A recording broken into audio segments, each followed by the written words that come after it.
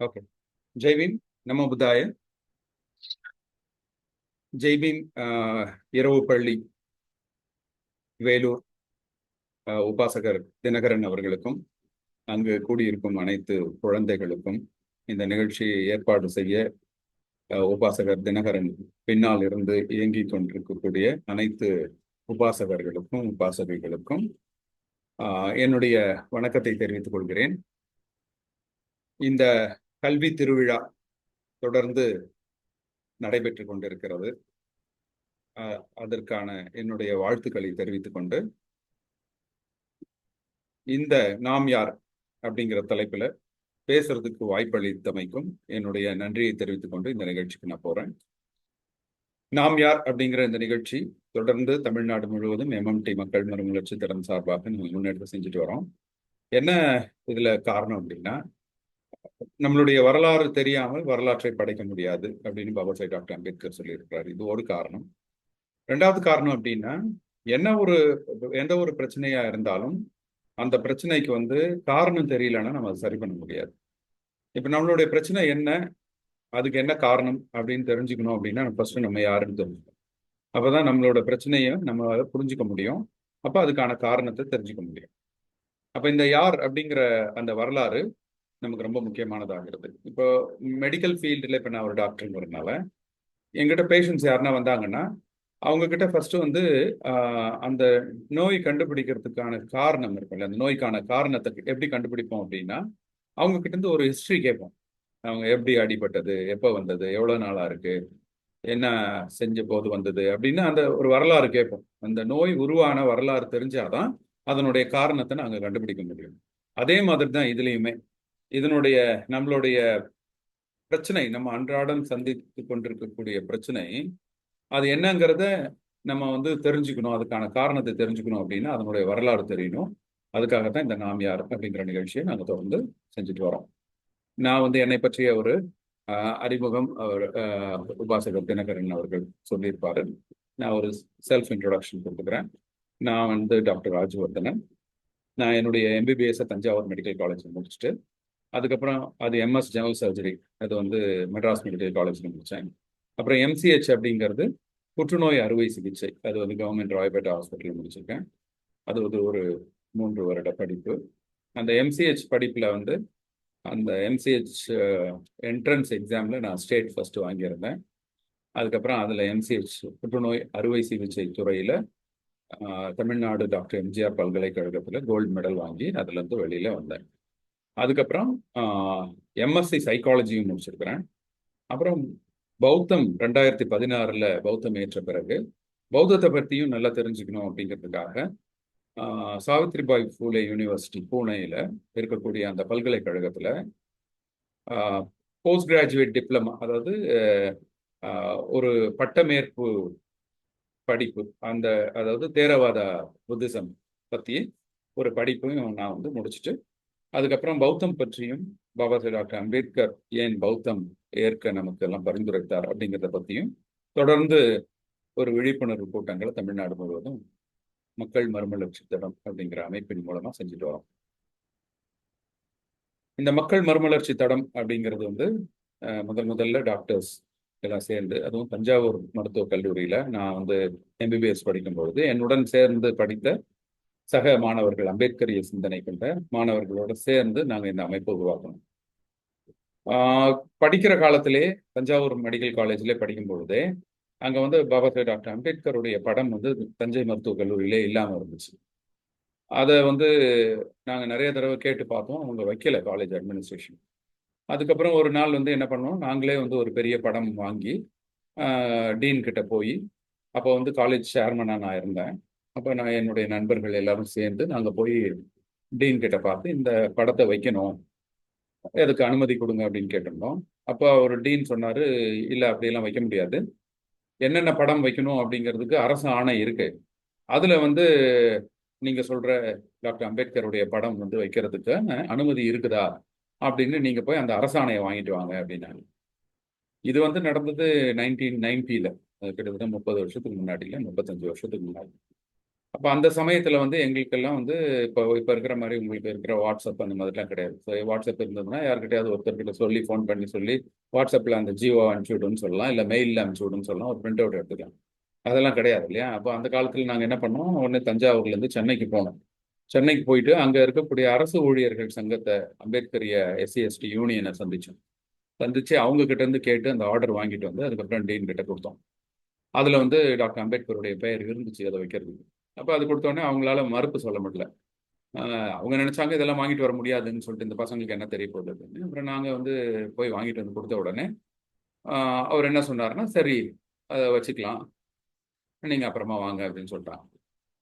ரொம்ப நாள் வெயிட் பண்ணி பார்த்தோம், அவங்களுக்கு கூப்பிட்ற மாதிரி தெரியல, நம்ம வைக்கவும் முடியல. அப்புறம் நாங்கள் என்ன பண்ணோம், நாங்களே பணம் திரட்டி ஒரு நிகழ்ச்சி ஏற்பாடு செய்து அந்த டீனை வந்து கூப்பிட்டுருந்தோம். நீங்கள் வந்து படத்தை திறந்து வைங்க அப்படின்னு சொல்லிட்டு.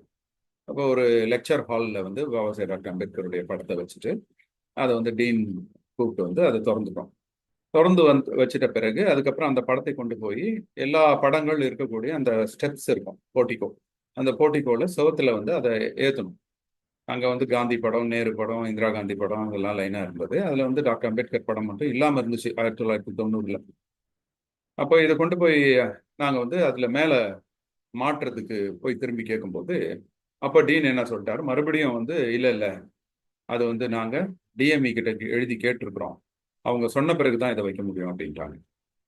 அப்புறம் இது அது அப்படியே போச்சு, ரொம்ப நாளாக போயிடுச்சு. நாங்கள் வந்து ஒரு ஏப்ரல் 14ஆம் தேதி வந்து இனாகிரேஷன் பண்ணோம், படத்திறப்பு விழா நடத்திட்டோம். அதுக்கப்புறம் பார்த்தா டிசம்பர் வரைக்குமே வைக்க முடியல. நாங்களும் ஒவ்வொரு தடவையும் போயிட்டு டீன் கிட்ட போயிட்டு கேட்டோம்னாக்கா அவர் முடியவே முடியாதுன்ட்டார். டிசம்பர் 6 வரைக்கும் வெயிட் பண்ணோம். ஏன்னா அது பாபா சாஹேப் அம்பேத்கருடைய நினைவு நாள், அன்னைக்காவது அந்த படத்தை ஏற்றிடணும் அப்படின்னு நினச்சி வெயிட் பண்ணோம். அன்னைக்கும் அவங்க வைக்க விடலாம்.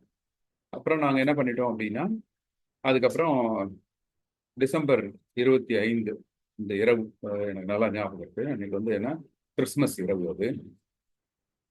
யாரோ ஒருத்தர் அந்த அனோட்டேஷன் பண்றீங்க, அதை நீங்க அந்த கிறுக்குனீங்கன்னா என்னோட ஸ்லைடு கிறுக்கிறோம்.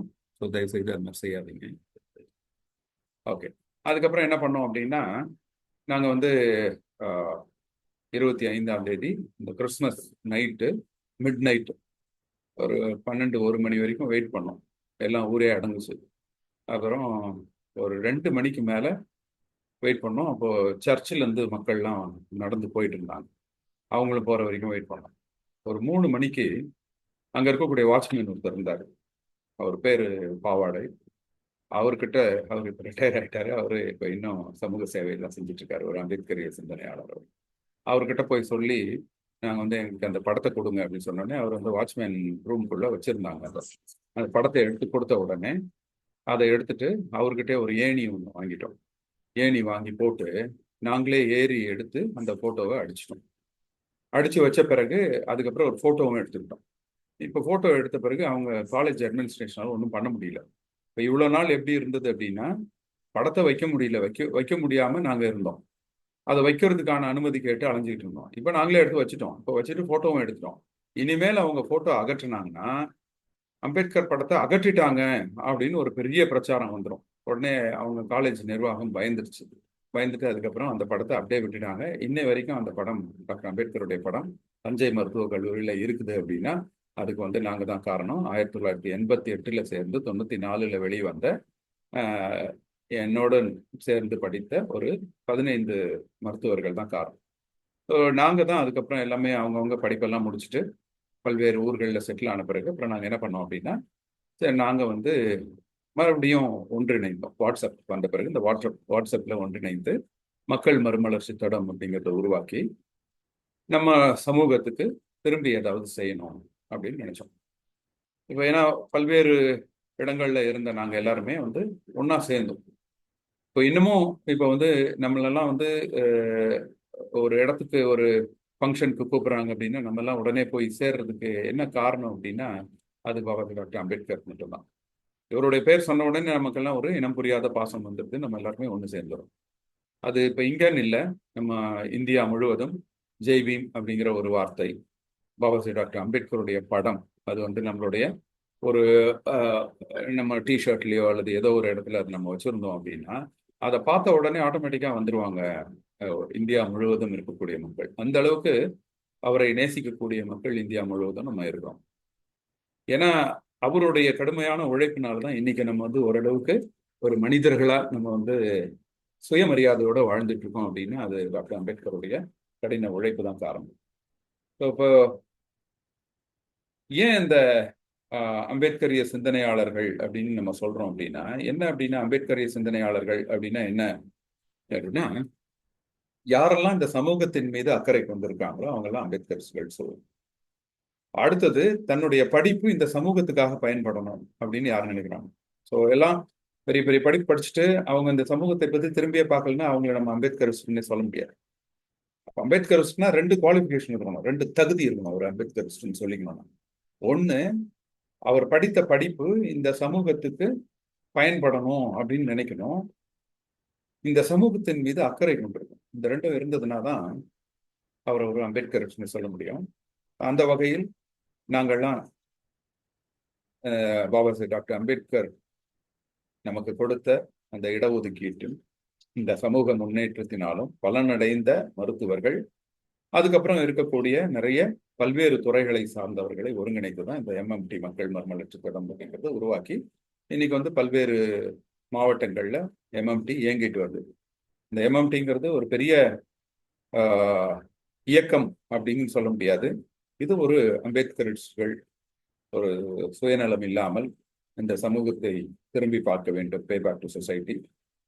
இந்த சமூகத்தில் இருக்கக்கூடிய இளைய சமூகம், மாணவர்கள், இளைஞர்கள், இவங்களும் வந்து நம்மள மாதிரியே முன்னேறணும் அப்படிங்கிற ஒரு எண்ணத்தோட தான் நாங்க வந்து இந்த அமைப்பை ஏற்படுத்தி எங்களால் முடிந்த அளவுக்கு விழிப்புணர்வுகளையும் அங்கங்கே கல்வி சார்ந்த உதவிகளையும் நாங்கள் செஞ்சுட்டு வரோம். அதன் தொடர்ச்சியாக நாங்கள் வந்து பௌத்தம் ஏற்றோம். ஏன் பௌத்தம் ஏற்கணும் அப்படிங்கிறது எங்களுடைய வாட்ஸ்அப் குரூப்ல வந்து நாங்கள் பல்வேறு டிஸ்கஷன்ஸ்க்கு பிறகுதான் அந்த ஒரு முடிவை எடுத்தோம்.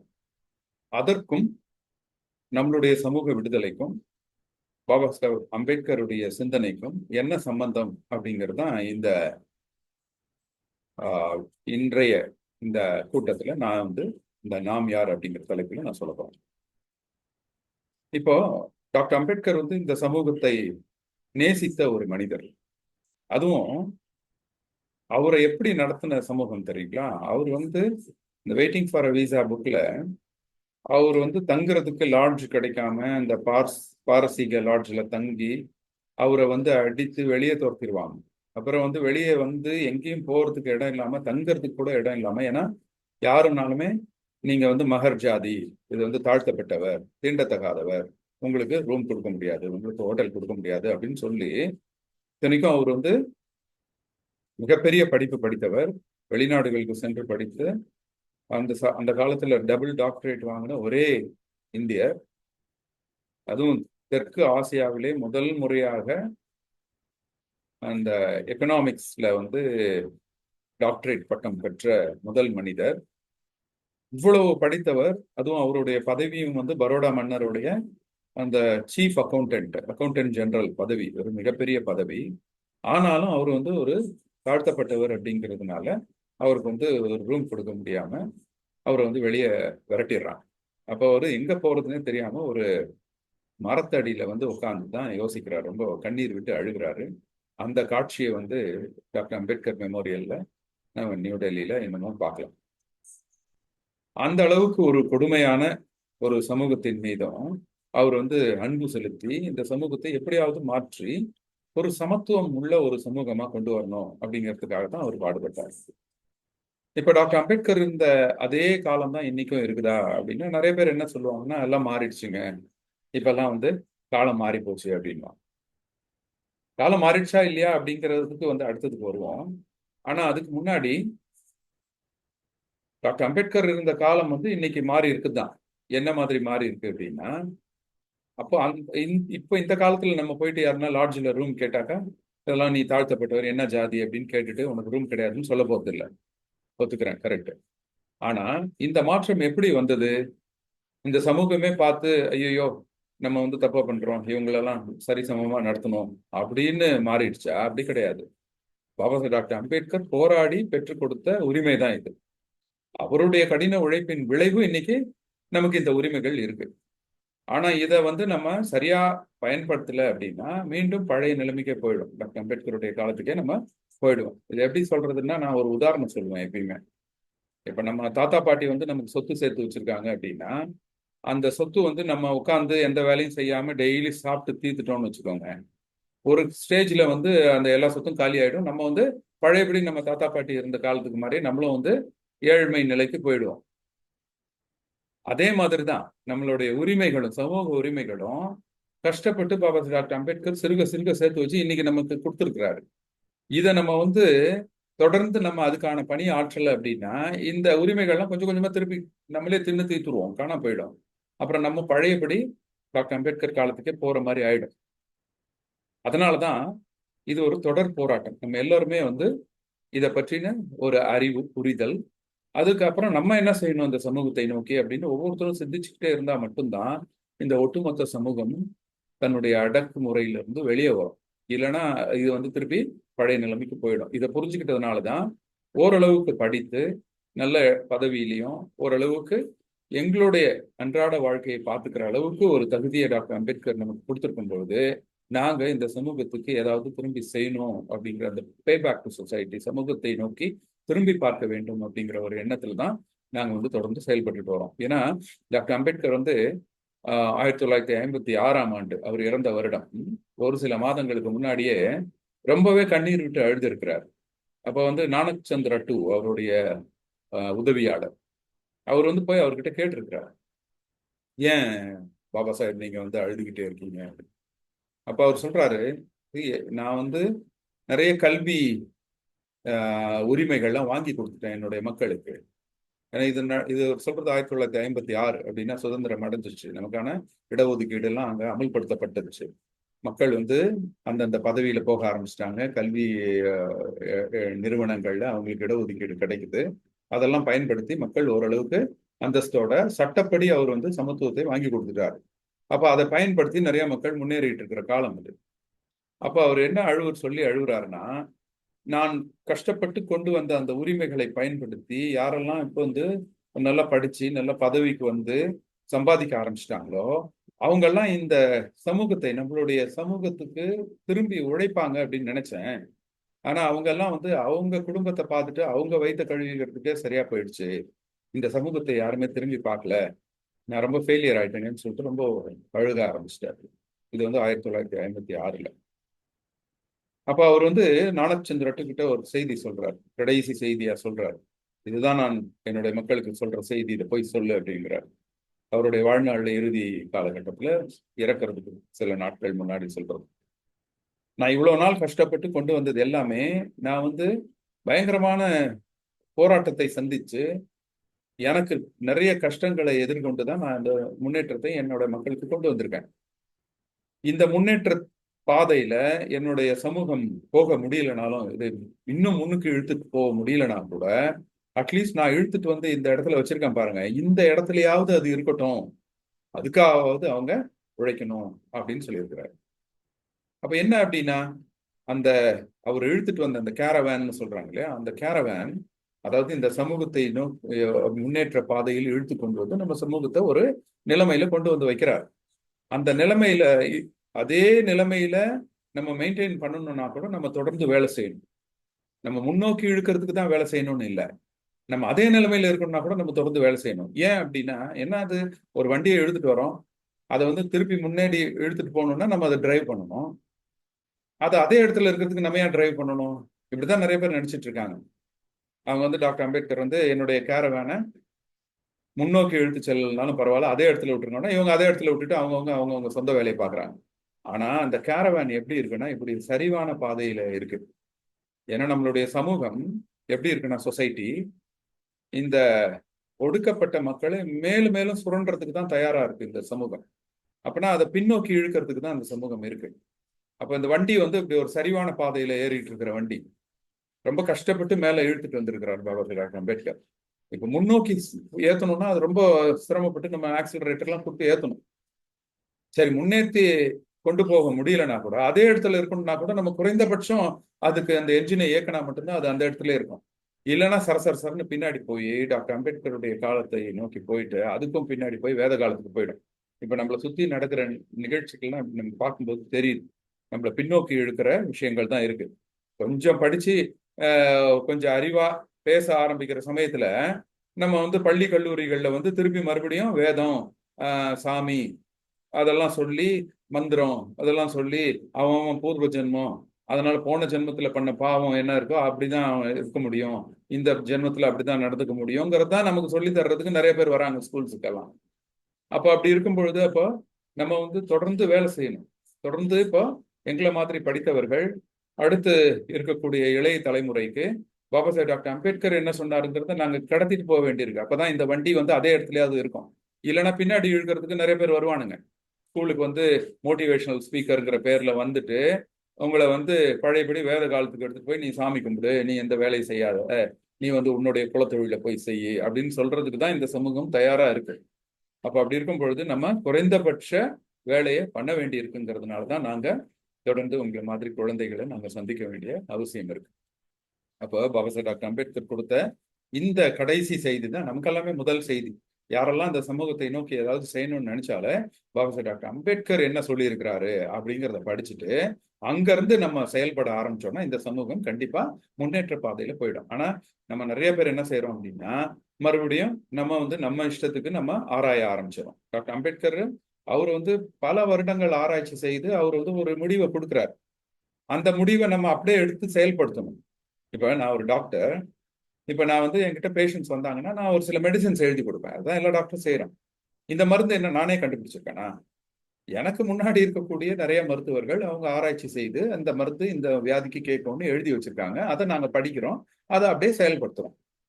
நான் அதெல்லாம் யாரோ சொன்னதெல்லாம் நான் கேட்க மாட்டேன். அவன் என்ன பெரிய அறிவாளியா, நானே கண்டுபிடிக்கணும் அப்படின்னு சொல்லிட்டு நானே மறுபடியும் மருந்தை எடுத்து அது எலிக்கும் முயலுக்கும் டெஸ்ட் பண்ணி அதுக்கப்புறம் அது வந்து வேலை செய்தான்னு சொல்லி எடுத்து பார்த்து அதை ஆராய்ச்சி செய்து அதுக்கப்புறம் மருந்துகளை வந்து இலையிலேருந்து எல்லாம் காய்ச்சி வடிகட்டி அதை எடுத்து இப்போ நான் போய் ஒவ்வொரு பேஷண்ட்டுக்கு கொடுத்துட்டு இருந்தா பேஷண்ட் செத்து போயிடுவான்.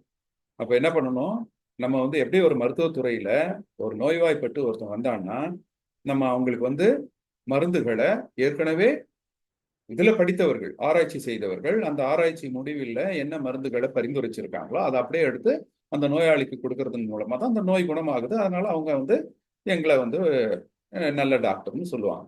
அதே மாதிரி தான் இந்த சமூகத்திலையும் இந்த சமூகத்தில் இருக்கக்கூடிய மக்களுக்கு என்ன பிரச்சனை இருக்கோ அதை சந்திக்கக்கூடிய அம்பேத்கரிஸ்டுகளும் சமூக ஆர்வலர்களும் என்ன செய்யணும் அப்படின்னா ஏற்கனவே ஆராய்ச்சி செய்து வைத்திருக்கிறார் இல்லையா டாக்டர் அம்பேத்கர், அவருடைய அந்த ஆராய்ச்சி முடிவை ஃபர்ஸ்ட் படிச்சு அதுல இருந்து எடுத்து அவர் என்ன பரிந்துரை செய்திருக்கிறாரோ அதை தான் இந்த சமூகத்தில் செயல்படுத்தணும். அப்படி பண்ணா இந்த சமூகத்தினுடைய பிரச்சனை தீரும்.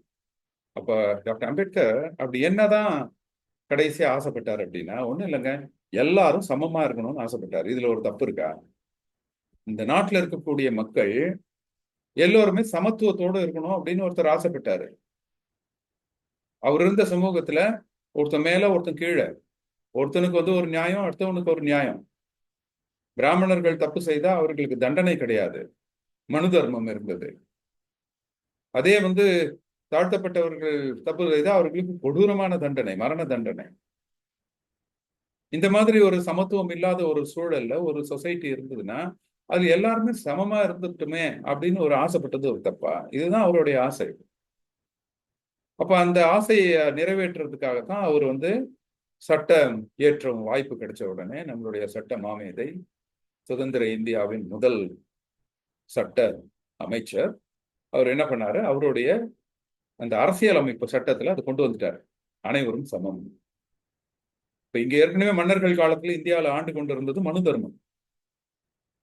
அது மனு தர்மம் படி ஆளாளுக்கு ஒரு நீதி, ராஜா வைக்கிறது தான் சட்டம். ஆனா ஒரு ஜனநாயக நாட்டுல அனைவரும் சமம் அப்படின்னு சொல்லிட்டு நம்மளுடைய அரசியலமைப்பு சட்டத்துல ஜஸ்டிஸ் ஃபார் ஆல், அனைவருக்குமான சமநீதி அப்படிங்கிறத எழுதி கொடுத்திருக்காரு. அதுல சுதந்திரம், சமத்துவம், சகோதரத்துவம் இதெல்லாம் கொண்டு வந்த ஒரு அரசியலமைப்பு சட்டத்தை நமக்கு கொடுத்திருக்கிறார். இதுதான் அவர் கண்ட கனவு. சரி, ரைட்டு. இப்போ சட்டத்துல வந்து இதுதான் நம்ம இப்ப இந்த சட்டம் தான் நம்மளை வந்து ஆட்சி செய்துட்டு இருக்கு. அப்போ சட்டத்தில் இருக்கக்கூடிய சமத்துவம். ஸோ சட்டத்தின் பார்வையில் அனைவரும் சமம். அதுதான் நம்மளுடைய இந்திய அரசியலமைப்பு சட்டம். அது டாக்டர் அம்பேத்கருடைய சாதனை. அவர் அதை சாதிச்சுட்டு போயிட்டார். ஆனா சட்டத்தில் இருக்கக்கூடிய இந்த சமத்துவம் சமூகத்துல இருக்குதா அப்படிங்கறத நம்ம சுத்தி பார்க்கணும்.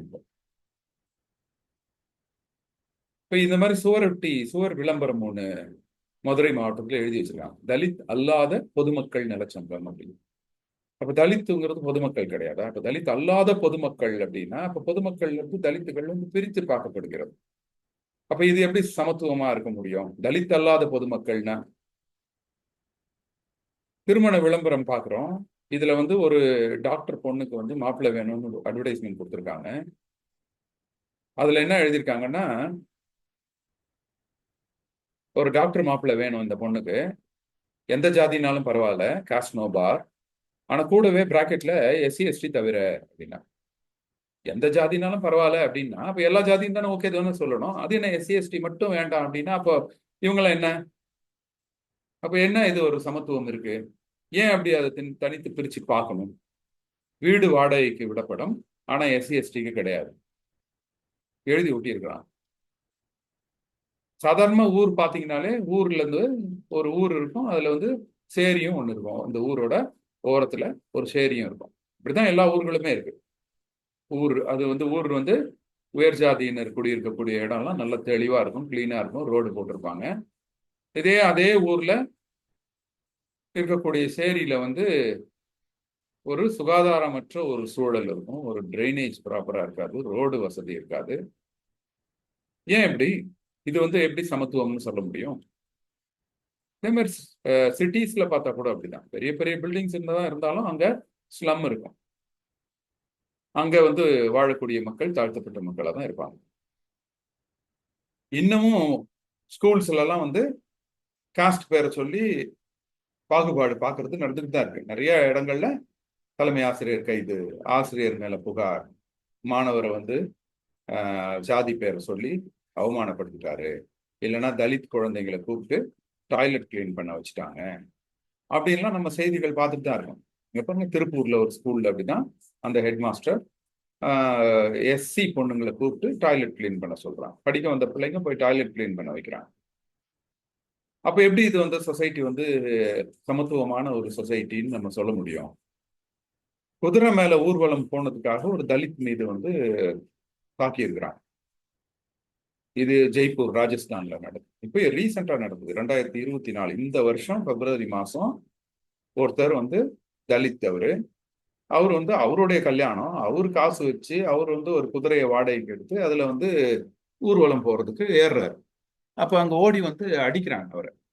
எதுக்காக அப்படின்னா, தலித்துகளுக்கெல்லாம் குதிரை ஏறுறதுக்கு தகுதி கிடையாது, நீ எல்லாம் குதிரையே ஏறக்கூடாதுன்னு சொல்லி அடிக்கிறான். அப்ப யாரு அவங்க எல்லாம்?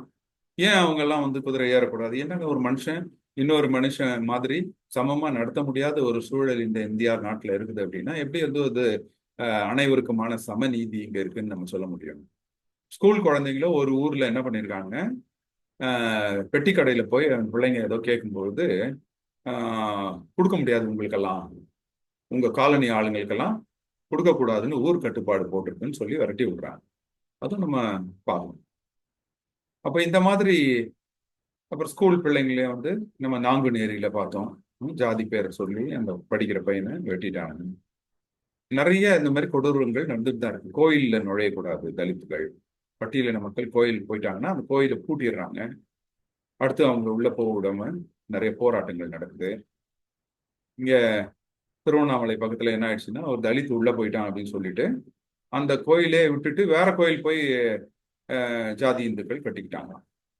அப்ப அப்படி தலித் உள்ள ஒரு கோயிலுக்குள்ள அந்த கோயிலே கெட்டு போச்சு அப்படின்னா அப்ப ஏன் இவங்கெல்லாம் ஏன் அப்படி சமமான மனிதர்கள் இல்லையா அப்படின்னு ஒரு கேள்வி வருது இல்லையா? இன்னும் வேலூர்ல உங்களுக்கு தான் தெரியுமே, அங்க ஒரு தலித்துகள் ஒரு கோயிலுக்குள்ள போயிட்டாங்க, கோயிலே இடிச்சு தரமட்டம் வைக்கிருக்காங்க போல இருக்கு.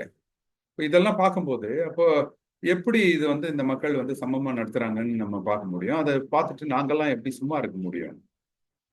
அதுவும் இப்பெல்லாம் சோசியல் மீடியால பாத்தீங்கன்னா நிறைய கேஸ்ட் பேஸ்டு சொல்லிட்டு இருக்காங்க. மனித உரிமை கழகம் என்ன சொல்லுது, ஒவ்வொரு 18 நிமிஷத்துலயும் ஒரு தலித் மேல வன்கொடுமை நடத்தப்படுகிறது. ஒவ்வொரு நாளும் 3 தலித் பெண்கள் கற்பழிக்கப்படுறாங்க. 2 தலித் வந்து கொலை செய்யப்படுறாங்க. இப்படியெல்லாம் இருக்கு. இதெல்லாம் வந்து மனித உரிமை கழகம் வந்து நம்ம இந்திய அரசாங்கத்தினால வெளியிடுற தகவலே இப்படி இருக்கு. அப்போ இந்த மக்களுக்கு வந்து ஒரு சமமான, சுதந்திரமான, சகோதரத்துவமான வாழ்க்கை நம்ம சட்டத்துல மட்டும் இருக்கு, ஆனா சமூகத்துல இல்ல இல்லையா?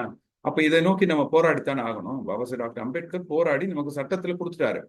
அந்த சட்டத்துல இருக்கிறத நமக்கு சமூகத்துல கொண்டு வரணும்னா நம்ம தொடர்ந்து போராட வேண்டியிருக்கு. இந்த போராட்டத்தை தான் டாக்டர் அம்பேத்கர் சொல்றாரு, நீங்க தொடர்ந்து போராடலைன்னா இந்த சமூகம் மறுபடியும் பின்னோக்கி போயிடும். அப்ப எப்படி இதை போராடுறது அப்படின்னா, யார் இந்த தீண்டத்தகாதவர்கள்? இந்தியாவோட பாப்புலேஷன்ல 1/3, 1/3 இருக்கிறோம். ஷெட்யூல் காஸ்ட், பட்டியலினம், தாழ்த்தப்பட்டவர்கள், இல்லைன்னா தீண்டத்தகாதவர்கள் அப்படின்லாம் இருக்கு. எஸ்சி பையன் யாரு அப்படின்னா எஸ்சி பையன், எஸ்சி பொண்ணு அப்படின்னா இந்த மாதிரி எப்படி இந்தியா முழுவதும் 1/3 கிட்டத்தட்ட நம்ம நாட்டுல 30% பாப்புலேஷன். அப்போ எவ்வளவு பெரிய எண்ணிக்கை இது. நம்ம ஏன் வந்து எல்லாருக்கும் சமம்னு இல்லாம நம்ம மட்டும் தனியா இருக்கணும்? அதுவும் இந்தியா முழுவதும் இவங்கெல்லாம் வாழ்றதுக்கே அச்சப்படக்கூடிய சூழல் இருக்குன்னு கவர்மெண்டே வந்து சொல்லுது. நிறைய மாநிலங்கள், இப்ப தமிழ்நாடு பரவாயில்ல, இன்னும் நிறைய மாநிலங்கள்ல பாத்தீங்கன்னா தலித்துகள் வந்து டெய்லி லைஃப்கே அவங்க பயந்து பயந்து வாழ வேண்டிய சூழல் இருக்கு. இது வந்து கவர்மெண்டோடைய அறிக்கை. அப்போ இந்த மாதிரி தன்னை வந்து உயர்ந்த ஜாதியாகவும் இன்னொரு மனிதனை தாழ்ந்த ஜாதியாகவும் நினைச்சுக்கிட்டு தான் இந்த சமூகம் இருக்கு. அப்ப அப்படி யாரெல்லாம் நினைக்கிறாங்களோ அவங்க எல்லாம் மனநோய் அப்படின்னு டாக்டர் அம்பேத்கர் சொல்றாரு. அதாவது தன்னை உயர்ந்த ஜாதியாகவும் இன்னொரு மனிதனை தாழ்ந்த ஜாதியாகவும் யார் ஒருத்தன் நினைக்கிறானோ அவன் மனநோயாளி. அப்ப மனநோயின்னு போது அவனுக்கு ட்ரீட்மெண்ட் தான் கொடுக்கணும். இப்போ பொதுவா இப்போ இதுக்கு பிரச்சனை அப்படி என்னதான் இந்த தலித் மக்கள், பட்டியலின மக்களுக்கு பிரச்சனை அப்படின்னு பார்த்தோம் அப்படின்னா, நிறைய பேர் என்ன நினைக்கிறாங்க, இவங்களுக்கு வந்து நம்மள வறுமை இருக்கு, கல்வி இல்ல, கல்வி வசதி அந்த அளவுக்கு இல்லை, வீடு வசதி இல்லை, சுகாதாரம் இல்லை, தாழ்வு மனப்பான்மை இருக்கு, ஒற்றுமை இல்லை, அரசியல் அதிகாரம் இல்லை, இதெல்லாம் இல்லை. ஆனா இதை நோக்கி எல்லாருமே தான் போராடுவாங்க. ஆனா பட்டியலின மக்களுக்கு மட்டும் இருக்கிற பிரச்சனை என்ன அப்படின்னா, அவங்களுக்கு வந்து தீண்டாமைன்னு ஒரு பிரச்சனை இருக்கும். அதாவது இவன் சமம் கிடையாது அப்படின்னு. மற்றவங்க எல்லாருக்கும் அந்த பிரச்சனை இருக்காது. மற்ற சாதாரண, அதாவது தலித் அல்லாத மக்களுக்கு தீண்டாமைங்கிற ஒரு பிரச்சனை இருக்காது. இந்த தீண்டாமைங்கிறது இவங்களுடைய பிரச்சனை. அப்ப எந்த ஒரு அம்பேத்கரிய அமைப்பும் நம்மளுடைய தலித் மக்களுக்கு ஏதாவது செய்யணும் அப்படின்னு நினைச்சோம் அப்படின்னா, அவர்களுடைய வறுமையை போக்கணும், கரெக்ட். அவர்களுக்கு கல்வி கொடுக்கணும், கரெக்ட். அவங்களுக்கு வீடு வசதிகள் ஏற்பாடு செய்து தரணும். அவர்களுடைய சுகாதாரத்துக்கு மேல அக்கறை கொள்ளணும். அவங்களோட நம்ம பிள்ளைங்களுக்கு வந்து தாழ்வு மனப்பான்மை இல்லாத அளவுக்கு அவங்களுக்கு வந்து மோட்டிவேஷன் கொடுக்கணும். முன்னுதாரணமா நாங்கள்லாம் இருக்கணும். நம்ம எல்லா அம்பேத்கர் அமைப்புகளுக்கும் நடுவில் ஒற்றுமையை ஏற்படும். இப்பதான் நமக்கு பாபாசி டாக்டர் அம்பேத்கர் எதிர்பார்த்த அந்த அரசியல் அதிகாரம் கிடைக்கும். இப்ப அரசியல் அதிகாரத்தில் சம பங்கு கிடைக்கும். அப்ப கூட அரசியல் அதிகாரம் எடுத்துட்டு நம்ம வந்து அடுத்தவங்களுக்கு கீழே தள்ளி வாழணும்னு ஒண்ணு டாக்டர் அம்பேத்கர் சொல்லல. சமத்துவம், ஈக்குவாலிட்டி இன் பொலிட்டிக்கல் பவர், அதுதான் கேட்கிறாரு. அப்ப இதெல்லாம் செய்யும் போது நம்ம கூடவே என்ன செய்ய வேண்டியிருக்கு அப்படின்னா, அம்பேத்கரிய அமைப்புகள் தீண்டாமையும் இந்த மக்கள் கிட்ட இருந்து எடுக்க வேண்டியிருக்கு. அதை எடுத்தாதான் இவங்களுடைய முன்னேற்றம் வந்து சரியானபடி போகும். அப்ப இந்த தீண்டாமைக்கு, ஏன்னா அந்த தீண்டாமைங்கிறது இப்போ நாடு ஃபுல்லாவே இருக்கு. தமிழ்நாட்டுல வந்து இப்போ ரீசெண்டா எடுத்த ஒரு தகவல் அறியும் உரிமை சட்டத்திலிருந்து 600 கிராமங்கள்ல இன்னும் தீண்டாமை இருக்கதான் செய்யுது அப்படின்னு போடுறாங்க. நிறைய இடங்கள்ல இன்னமும் வந்து ஆப்வியஸாவே, அதாவது அந்த தனித்தனி டம்ளர் கிளாஸ் வைக்கிறது, ஒரு சில தெருக்கள்ல வந்து செருப்பு போடாம நடக்கிறது, இந்த மாதிரி எல்லாம் இன்னும் பிரச்சனைகள் இருந்துகிட்டு தான் இருக்கு. இதெல்லாம் சட்டப்படி குற்றமா இருந்தாலும் சமூகத்துல அது நடைமுறையில இருக்கு. இப்போ இதை வந்து நம்ம எப்படி மாத்துறது? இது இந்தியா முழுவதும் அன்டச்சபிலிட்டி, தீண்டாமை எத்தனை மாநிலங்கள்ல கடைபிடிக்கப்படுகிறதுன்னு தான் இதுதான் அது டேட்டா. எல்லா இடத்துலயும் இருக்கு. தெற்கு மாநிலங்கள்ல கொஞ்சம் குறைவா இருக்கு, ஆனா வட மாநிலங்கள்ல ரொம்ப அதிகமா இருக்கு. அப்ப அங்க இருக்கக்கூடிய நம்மளுடைய சகோதரர்கள், ஜெய்பீம்னு சொன்னோடனே அவ்வளவு பாசமா ஓடி வர அந்த சகோதரன், அவன் டெய்லி வாழ்க்கைக்கே கஷ்டப்படுறான். எப்ப யார் அடிப்பாங்கிற பயத்தோட, மரண பயத்தோட வாழ வேண்டிய ஒரு சூழல் இருக்கு அவங்களுக்கெல்லாம். அப்ப இதெல்லாம் நம்ம எல்லாம் ஒருங்கிணைந்து இதுக்கு ஏதாவது ஒரு தீர்வு கொண்டு வரணும் இல்லையா? அப்போ இந்த தீண்டாமை அப்படிங்கிற இந்த ஒரு மனநோய் இருக்கு இல்லையா, இந்த மனநோய்க்கு நம்ம ஒரு ட்ரீட்மெண்ட் கொடுக்கணும்னா என்ன பண்ணணும்னா அதுக்கு ஃபர்ஸ்ட் வந்து அதுக்கு என்ன காரணம்னு கண்டுபிடிக்கணும். இந்த காரணத்தை நோக்கி தான் நம்ம வந்து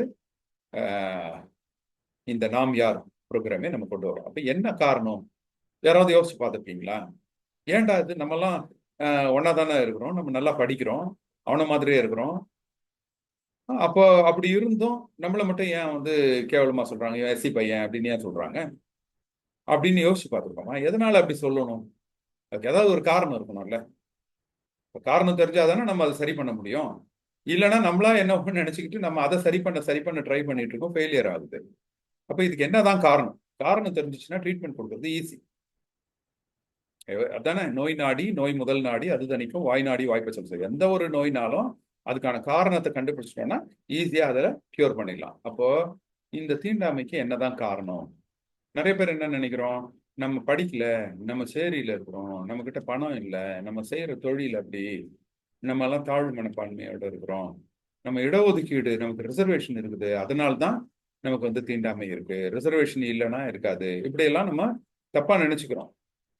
ஆனா இதெல்லாம் வந்து காரணம் கிடையாது, இதெல்லாம் விளைவுகள். விளைவுனா என்ன அப்படின்னா, தீண்டாமைக்கு இதெல்லாம் காரணம் கிடையாது, தீண்டாமை இருக்கிறதுனால இதெல்லாம் இருக்கு, அதுதான் விளைவு.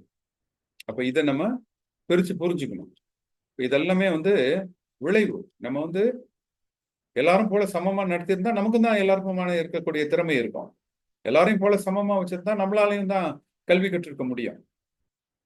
கல்வி கற்கக்கூடிய திறமை இல்லைன்னுலாம் கிடையாது நம்ம கிட்ட வாய்ப்பு கொடுத்தா நம்ம படிச்சிருவோம்.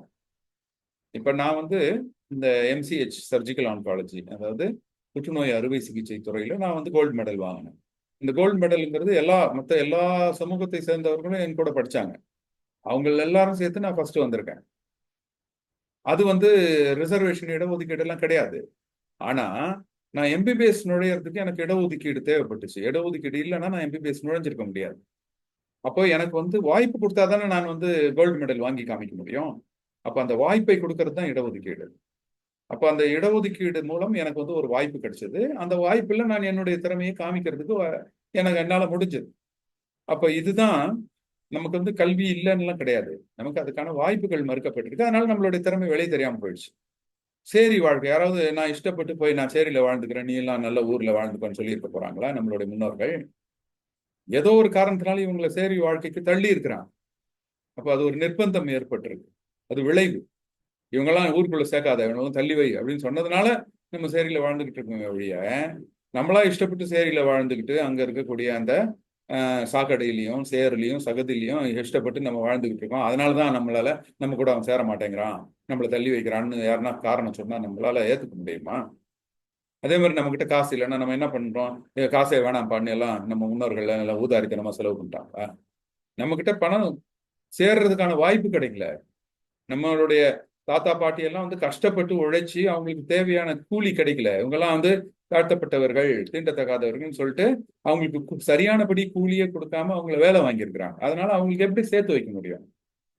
அவங்க நிலம் வாங்க முடியாது, அவங்களுக்கு ஒரு இடம் வந்து உரிமையை கொண்டாட முடியாது.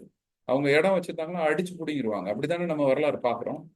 அப்ப இதெல்லாம் வந்து தீண்டாமையோட விளைவு. இந்த விளைவு, அவங்க கிட்ட பணம் இல்லை, அவங்க கிட்ட இடம் இல்லை, நிலம் இல்லை, விவசாயம் இல்லை, கால்நடைகளை வச்சுக்க முடியல, குடிசைகளை கொளுத்திடுறாங்க. இதெல்லாம் தீண்டாமையோட விளைவு. அதனால அவங்க ஏழையா இருக்காங்க. அதனால அவங்க என்ன பண்ணும், வேற வழி இல்லாம ஏதோ ஒரு தொழில் கிடைச்சி தம் குடும்பத்தை காப்பாற்றணுங்கிறதுக்காக இந்த இழி தொழிலை செய்ய வேண்டிய ஒரு சூழலுக்கு தள்ளப்படுறாங்க. இதெல்லாம் வந்து நம்ம இதை செய்யறதுனால நம்மளை வந்து அவன் தள்ளி வைக்கிறான்னு நினைச்சிடாதீங்க. அவன் தள்ளி வச்சதுனால இந்த நிலைமையை நம்ம செய்ய வேண்டிய அவசியம் ஆயிடுச்சு. அப்ப ஏன் அப்ப அவன் தள்ளி வைக்கணும்? அப்ப தள்ளி வைக்கிறதுக்கு என்ன காரணம்? இடஒதுக்கீடு அந்த மாதிரி தான். நாங்கெல்லாம் வந்து நம்ம எல்லாம் நினைக்கிறோம் இடஒதுக்கீடு நம்ம அனுபவிக்கிறோம், அந்த இடஒதுக்கீடு அனுபவிக்கிறதுனால தான் இவன் வந்து தீண்டாமையும் அனுபவிச்சே ஆகணும் அப்படின்னு ஒரு சிலர் நினைக்கிறான். இடஒதுக்கீடுங்கிறது என்ன பட்டியலினத்துக்கு மட்டுமா இருக்கு? பிசி, எம்பிசி அவங்களுக்கெல்லாம் கூட இடஒதுக்கீடு இருக்கு, ரிசர்வேஷன். பிராமின்ஸ்க்கு கூட இருக்குது 10%. பொருளாதாரத்தில் பின்தங்கிய பிராமணர்கள்னு இருக்காங்களா, அவங்களுக்கும் வந்து 10% இடஒதுக்கீடு இருக்கு. அப்ப இடஒதுக்கீடு தான் வந்து இதுக்கு காரணம்னா அவங்களுக்கும் தானே இடஒதுக்கீடு இருக்கணும். நீயும் தாண்டா ரிசர்வேஷன் அனுபவிக்கிற அப்படின்னு நம்ம கேட்கணும். அப்ப இந்த ரிசர்வேஷன் கூட எதுக்கு கொடுத்துருக்காங்கன்னா, பாபா சாஹேப் டாக்டர் அம்பேத்கர், நம்ம வந்து ஏற்கனவே நிறைய வாய்ப்புகள் மறுக்கப்பட்டு நம்ம பின்தங்கி போயிட்டோம் அந்த சமூகத்துல. அப்ப இவங்களுக்கு வந்து ஒரு இடஒதுக்கீடு கொடுத்தாதான் அந்த அங்கீகாரம் கிடைக்கும். ஒவ்வொரு டிபார்ட்மெண்ட்லயும் நம்ம போய் உட்கார முடியும். அப்ப அங்க போய் நம்மளுடைய பிரச்சனைகளை பேச முடியும். அதுக்காக ஏற்படுத்தினது தான் இடஒதுக்கீடு. இடஒதுக்கீடுமே நம்ம மேல தீண்டாமை இருந்ததுனால வந்த விளைவு. இடஒதுக்கீடை நான் வந்து எடுத்துக்கிட்டதுனால என் மேல தீண்டாமை கிடையாது. இப்ப இதெல்லாம் நம்ம வந்து புரிஞ்சுக்கிட்டா மட்டும்தான் அப்ப இதுக்கு வந்து என்ன காரணம்னு கிடைக்கும்.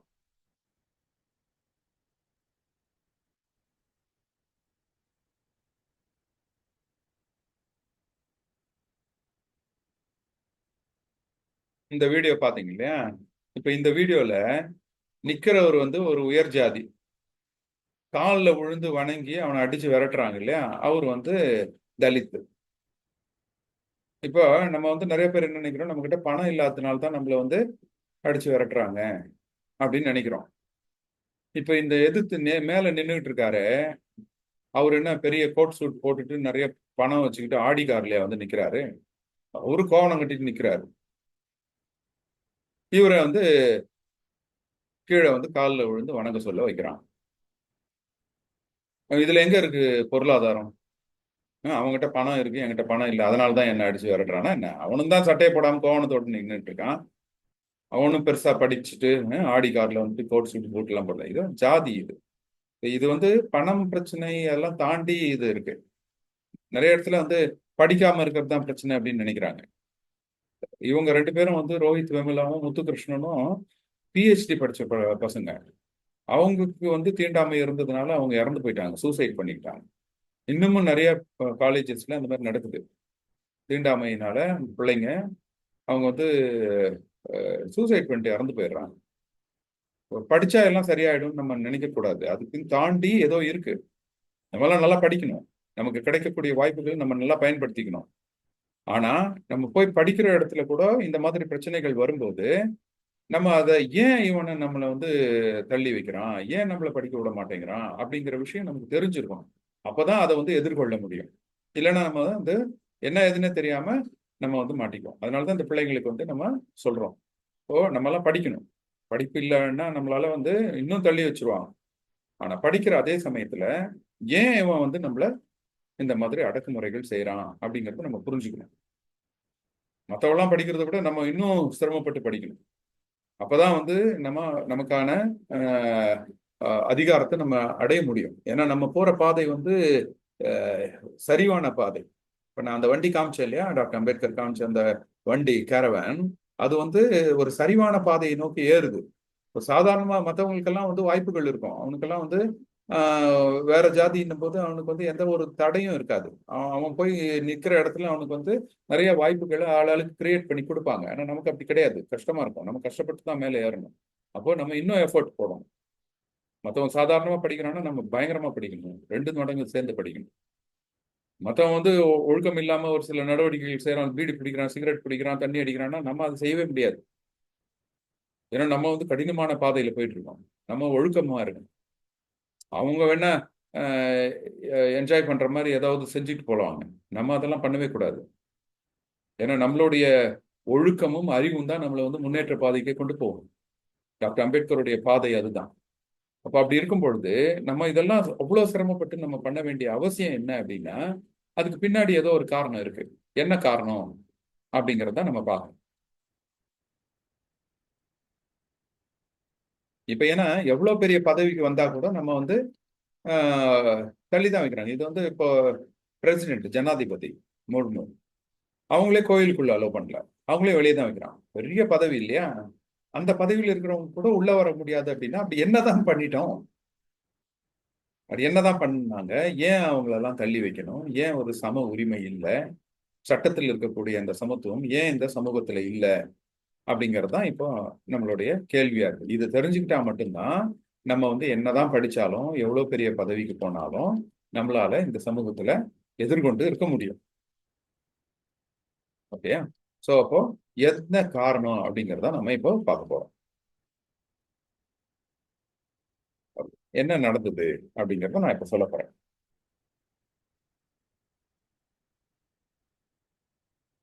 ஏன் இந்த வரலாறு நம்ம தெரிஞ்சுக்கணுங்கிறதுக்காக ஒரு சின்ன ஒரு கேள்வி கேட்கிறேன். இந்த ஓகே, ரைட். இப்போ அந்த பிள்ளைங்க அங்க இருப்பீங்க நீங்க. இந்த 2 பேர் வந்து ஒரு கம்பெனியில வேலைக்கு வராங்க. ஒரு நல்ல ஒரு மேனேஜர் பதவிக்கு வராங்கன்னு வச்சுக்கோங்களேன். இந்த 2 பேர்ல யாரை நம்ம செலக்ட் பண்ணலாம் மேனேஜரா? டை கட்டி இருக்கிறவரா இல்ல இந்த கிழிஞ்ச சட்டை போட்டுருக்கிறவரா? கண்டிப்பா டை கட்டி பேண்ட் ஷர்ட் எல்லாம் நல்லா போட்டுருக்கோம், அவங்கள தான் நம்ம செலக்ட் பண்ணுவோம்.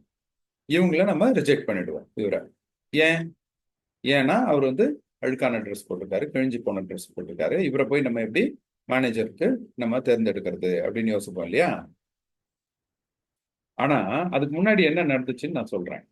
ஃபர்ஸ்ட் என்ன பண்றாங்க, இவங்க 2 பேருமே இப்படித்தான் கிளம்பி வராங்க. இவர் இந்த கிழிந்து போயின ட்ரெஸ் போட்டு ஒருத்தர் பார்த்தோம் பாருங்க, அவரு இப்படித்தான் இருக்கிறாரு. அவர் இப்படித்தான் கிளம்பி வராரு.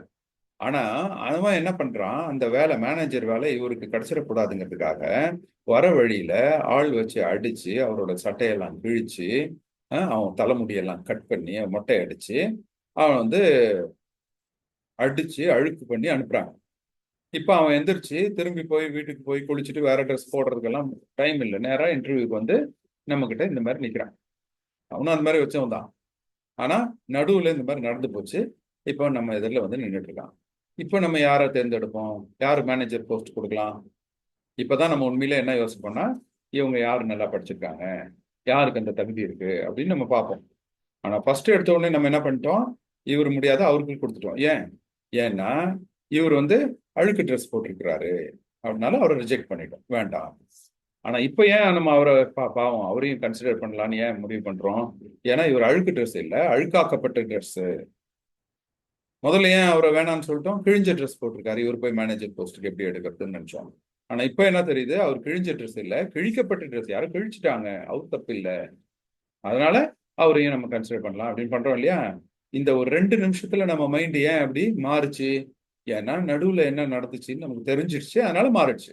இந்த நடுவுல என்ன நடந்ததுன்னு தெரியலன்னா நம்ம இவரை என்ன பண்ணுவோம், இவன் கிழிஞ்சு போன ட்ரெஸ்ஸை போட்டு அழுக்கா மொட்டை அடிச்சுட்டு இவன் வந்திருக்கிறான், இவனுக்கு போய் மேனேஜர் போஸ்ட் கொடுக்குறதா, இவனை தள்ளி வை, இவனை வெளியே போக சொல்லு, இவனெல்லாம் கிட்ட கூட வரக்கூடாது அப்படின்னு தள்ளி வச்சுருவோம். இப்போ நடுவுல என்ன நடந்ததுங்கிறது ரொம்ப முக்கியம். அப்பதான் நமக்கு உண்மை என்னன்னு தெரியும். இவன் அழுக்கானவன் இல்ல இல்ல, அழுக்கானவன் இல்ல, அழுக்காக்கப்பட்டவன். இவன் கிழிந்த உடை இல்ல இல்ல, கிழிக்கப்பட்ட உடை. ஏன்னா நடுவுல ஏதோ நடந்திருக்கு, கிழிக்கப்பட்டிருக்கு, அழுக்காக்கப்பட்டிருக்கு. அதே மாதிரிதான் இப்ப தாழ்ந்தவர்கள்னு சொல்றோமா இல்ல தாழ்த்தப்பட்டவர்கள்னு சொல்றோமா? தாழ்த்தப்பட்டவர்கள். தாழ்ந்தவர்கள் கிடையாது, நம்ம வார்த்தையிலே வந்து தாழ்த்தப்பட்டவர்கள் அப்படின்னு தான் சொல்றோம்.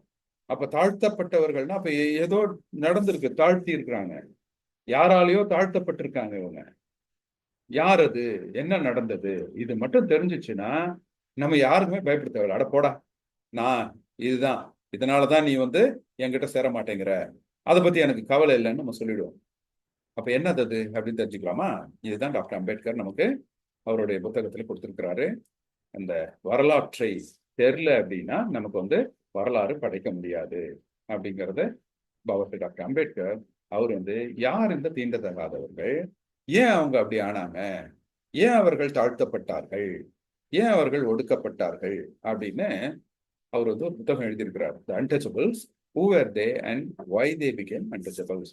இந்த புத்தகத்தின் அடிப்படையில் தான் நான் இப்போ என்ன நடந்தது இடையில அப்படிங்கிறத சொல்ல போறேன். இது தெரிஞ்சிச்சுன்னா நம்ம யாருங்கிறது நமக்கு தெரிஞ்சிடும். அதுக்கப்புறம் அது மட்டும் தெரிஞ்சிச்சுன்னா நீங்க யாரை பார்த்துமே நீங்க வந்து ஒரு தாழ்வு மனப்பான்மையோட இருக்கணும்னு அவசியமே கிடையாது. அது தெரிஞ்சுக்கலாமா? ஓகே. இப்போ இதை தெரிஞ்சுக்கணும்னா நம்ம என்ன பண்ணணும், நம்மளுடைய பழைய வரலாற்றை தெரிஞ்சுக்கணும். இப்ப அதை பத்தி சொல்ல போறேன், ஒரே நிமிஷம்.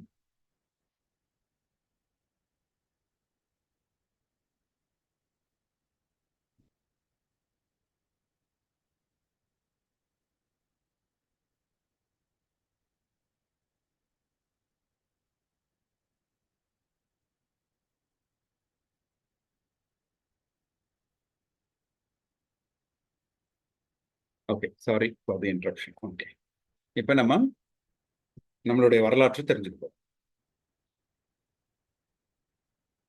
ஆரம்ப காலத்துல நம்மளுடைய மனித மனித இனம் எப்படி இருந்துச்சு அப்படின்னா, மனுஷங்கள்லாம் நாடோடிகளா தான் இருந்திருப்பாங்க ரொம்ப ரொம்ப வருஷங்களுக்கு முன்னாடி. அப்போ வந்து நாடோடிகளா இருந்தாங்க. அப்ப என்ன பண்ணுவாங்க, அவங்க வேட்டையாடி அனிமல்ஸை வந்து வேட்டையாடிட்டு அப்புறம் காட்டுல கிடைக்கக்கூடிய உணவுப் பொருட்கள், பழங்கள், தானியங்கள், கிழங்குகள், விதைகள் இதெல்லாம் சேகரித்து சாப்பிடுவாங்க. இப்போ இவங்க வந்து இது வந்து நாடோடி. இப்போ அந்த இடத்துல அவங்களுக்கு வந்து சாப்பாடு தீர்ந்து போச்சு, இல்லை ஏதாவது ஒரு வெள்ளம் வந்துடுச்சு, இல்லை ஒரு நெருப்பு வந்து அங்கெல்லாம் எரிஞ்சு போச்சு அப்படின்னா உடனே என்ன பண்ணுவாங்க, வேற ஒரு இடத்துக்கு போயிடுவாங்க. அந்த இடத்துக்கு போயிட்டு அங்கே இருக்கிற அனிமல்ஸை அதே மாதிரி பிடிச்சி சாப்பிட்டுட்டு, அங்கே இருக்கக்கூடிய பழம் கிழங்குகளை சாப்பிட்டுட்டு அந்த இடத்துல கொஞ்ச நாள் இருப்பாங்க. அப்புறம் அங்கேயும் சாப்பாடு தீர்ந்த உடனே இன்னொரு இடத்துக்கு போயிடுவாங்க. இந்த மாதிரி போகிறது தான் நாடோடிகள், நாடோடி வாழ்க்கை அப்படின்னு சொல்லுவோம். இது என்னாச்சு, கொஞ்ச நாள் கழிச்சு அவங்க வந்து விவசாயம் செய்யறதை கண்டுபிடிச்சிட்டாங்க மனிதர்கள். எப்போ நடந்தது இதுன்னா, கிமு 10,000. கிமு 10,000த்துல அவன் வந்து விவசாயங்கிறது மனிதன் கண்டுபிடிக்கிறான்.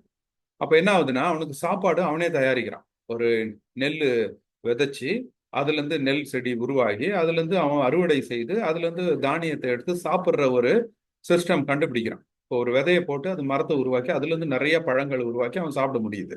அப்ப இந்த விவசாயத்தை கண்டுபிடிச்ச உடனே அவன் என்ன பண்றான், ஒவ்வொரு ஊரா அலைய தேவையில்லை, ஒரே இடத்துல இருந்துகிட்டு விவசாயம் செஞ்சுக்கிட்டு அதுல அவனுக்கு சாப்பாடு கிடைக்குது. அப்ப அந்த மாதிரி ஒரே இடங்கள்ல தங்க ஆரம்பிக்கிறான். எங்க தங்குவான்?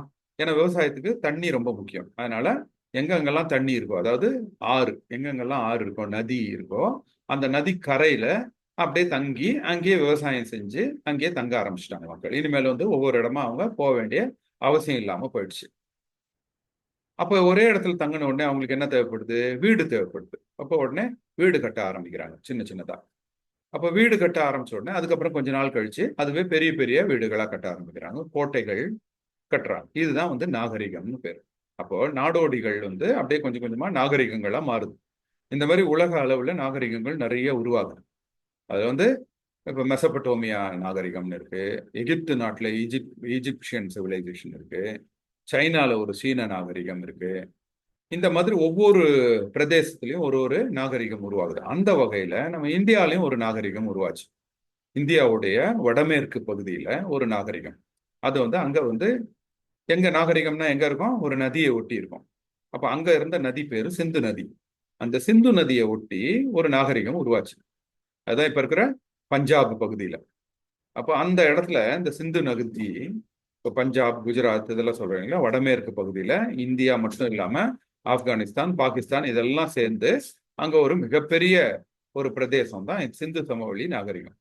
இந்த சிந்து சமவெளி நாகரிகத்துல அந்த நதிக்கரைகளை ஒட்டி நிறைய நகரங்கள் இருந்ததா நமக்கு வந்து இப்போ பூமிக்கு அடியில இருந்து இந்த மொஹஞ்சதாரோ அரப்பாலாம் தோண்டி எடுக்கும் போதும் கிடைக்குது. அதெல்லாம் பார்க்கும்போது எப்படி இருந்ததுன்னா, அங்க மிகப்பெரிய ஒரு நகரம் இருந்திருக்கு, மக்கள் வாழ்ந்திருக்காங்க, பெரிய பெரிய வீடுகள்லாம் கட்டியிருக்காங்க. அங்க வந்து அந்த வீடுல பாத்ரூம் வசதிகள், ட்ரைனேஜ், குளியலறை வசதிகள், ஸ்விம்மிங் பூல்லாம் இருந்திருக்கு, அண்டர் கிரவுண்ட் ட்ரைனேஜ் இருக்கு, பாதாள சாக்கடை இருந்திருக்கு, கிணறுகள் இருந்திருக்கு, கலை பொருட்கள்லாம் இருந்திருக்கு, மாட்டு வண்டி இருந்திருக்கு. பெண்களை வந்து தெய்வமா மதிச்சு வாழ்ந்திருக்கிறாங்க, பெண் தெய்வங்களை வணங்கி இருக்கிறாங்க. இதுதான் வந்து அந்த சமூகம் இருந்திருக்கு சிந்து சமவெளி நாகரிகத்துல. அப்ப அங்க என்னன்னா, அங்க வந்து போர்க்கருவிகளே கிடையாது. அந்த நதியை ஒட்டி இருக்கக்கூடிய அத்தனை நகரங்களை இவங்க வந்து பூமிக்கு அடியில இருந்து தோண்டி எடுத்து பார்க்கும்போது, எந்த ஒரு பூமிக்கு அடியில இருக்கக்கூடிய நகரத்திலையும் போர்க்கருவிகள் இல்லை, கோயில்கள் கிடையாது, அரண்மனைகள், கோட்டைகள் அந்த மாதிரிலாம் பெரிய பெரிய இதுங்க விஷயங்கள் எல்லாமே இல்லை. இதெல்லாம் சிந்து சமவெளி, இதுதான் நம்மளுடைய பூர்வீக நாகரிகம். அங்க இருந்தா இந்த இந்திய நாகரிகம் உள்ளவே உருவாகி இருக்கு. இதை வந்து அகழ்வாராய்ச்சியில கண்டுபிடிக்கிறாங்க. அப்ப இந்த நாகரிகம் இருக்குது இல்லையா, அதே சமயத்துல என்ன ஆகுது அப்படின்னா, அப்போ வந்து பக்கத்துல இருக்கக்கூடிய நாடோடிகள் வந்து இந்த நாகரிகத்தின் மேல தாக்குதல் நடத்துறாங்க. அந்த மாதிரி ஒரு நாடோடிகள் யார் வராங்க அப்படின்னா, சைபீரியா, மத்திய ஐரோப்பா பகுதியில இருந்து ஒரு சில மக்கள் வராங்க. அவங்க தான் ஆரியர்கள்.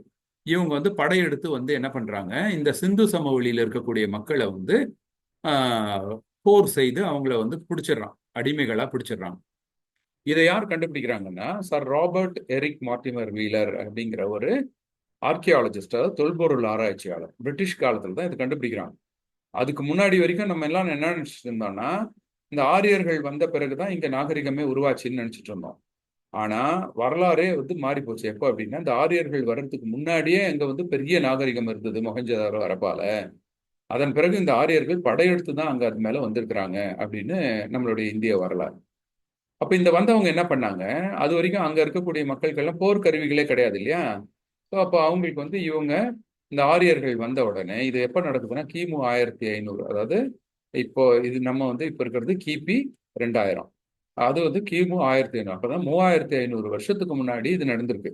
3500 வருஷத்துக்கு முன்னாடி நம்மளுடைய முன்னோர்கள் வாழ்ந்த இந்த சிந்து சமவெளி நாகரிகத்துல மத்திய ஐரோப்பா பகுதியில இருந்து ஆரியர்கள் வந்து படையெடுத்து வந்து இவங்களை அடிச்சிருக்கிறாங்க.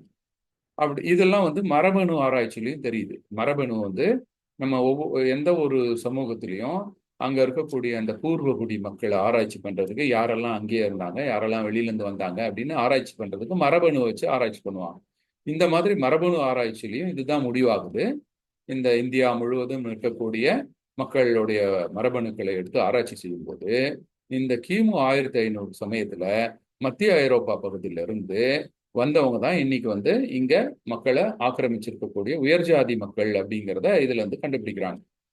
இவங்க வந்து கரெக்டா அந்த சைபீரியா பகுதியில இருந்து இங்க வந்து தாக்குதல் நடத்திருக்காங்க. எங்க அந்த தாக்குதல் நடந்திருக்குன்னா அந்த வடமேற்கு பகுதியில நடந்திருக்கு. இது வந்து மரபணு ரீதியா நிரூபிக்கப்பட்டிருக்கு. இது வந்து டோனி ஜோசப் அப்படிங்கிற ஒருத்தர் இதை வந்து ஏர்லி இண்டியன்ஸ் அப்படிங்கிற ஒரு புத்தகத்துல எழுதுறாரு. இதுல இருக்கிற விஷயம் தான் வந்து ஹிந்து பேப்பர்ல ஒரு ஆர்டிக்கலாகவும் 2017 வெளிவந்துச்சு.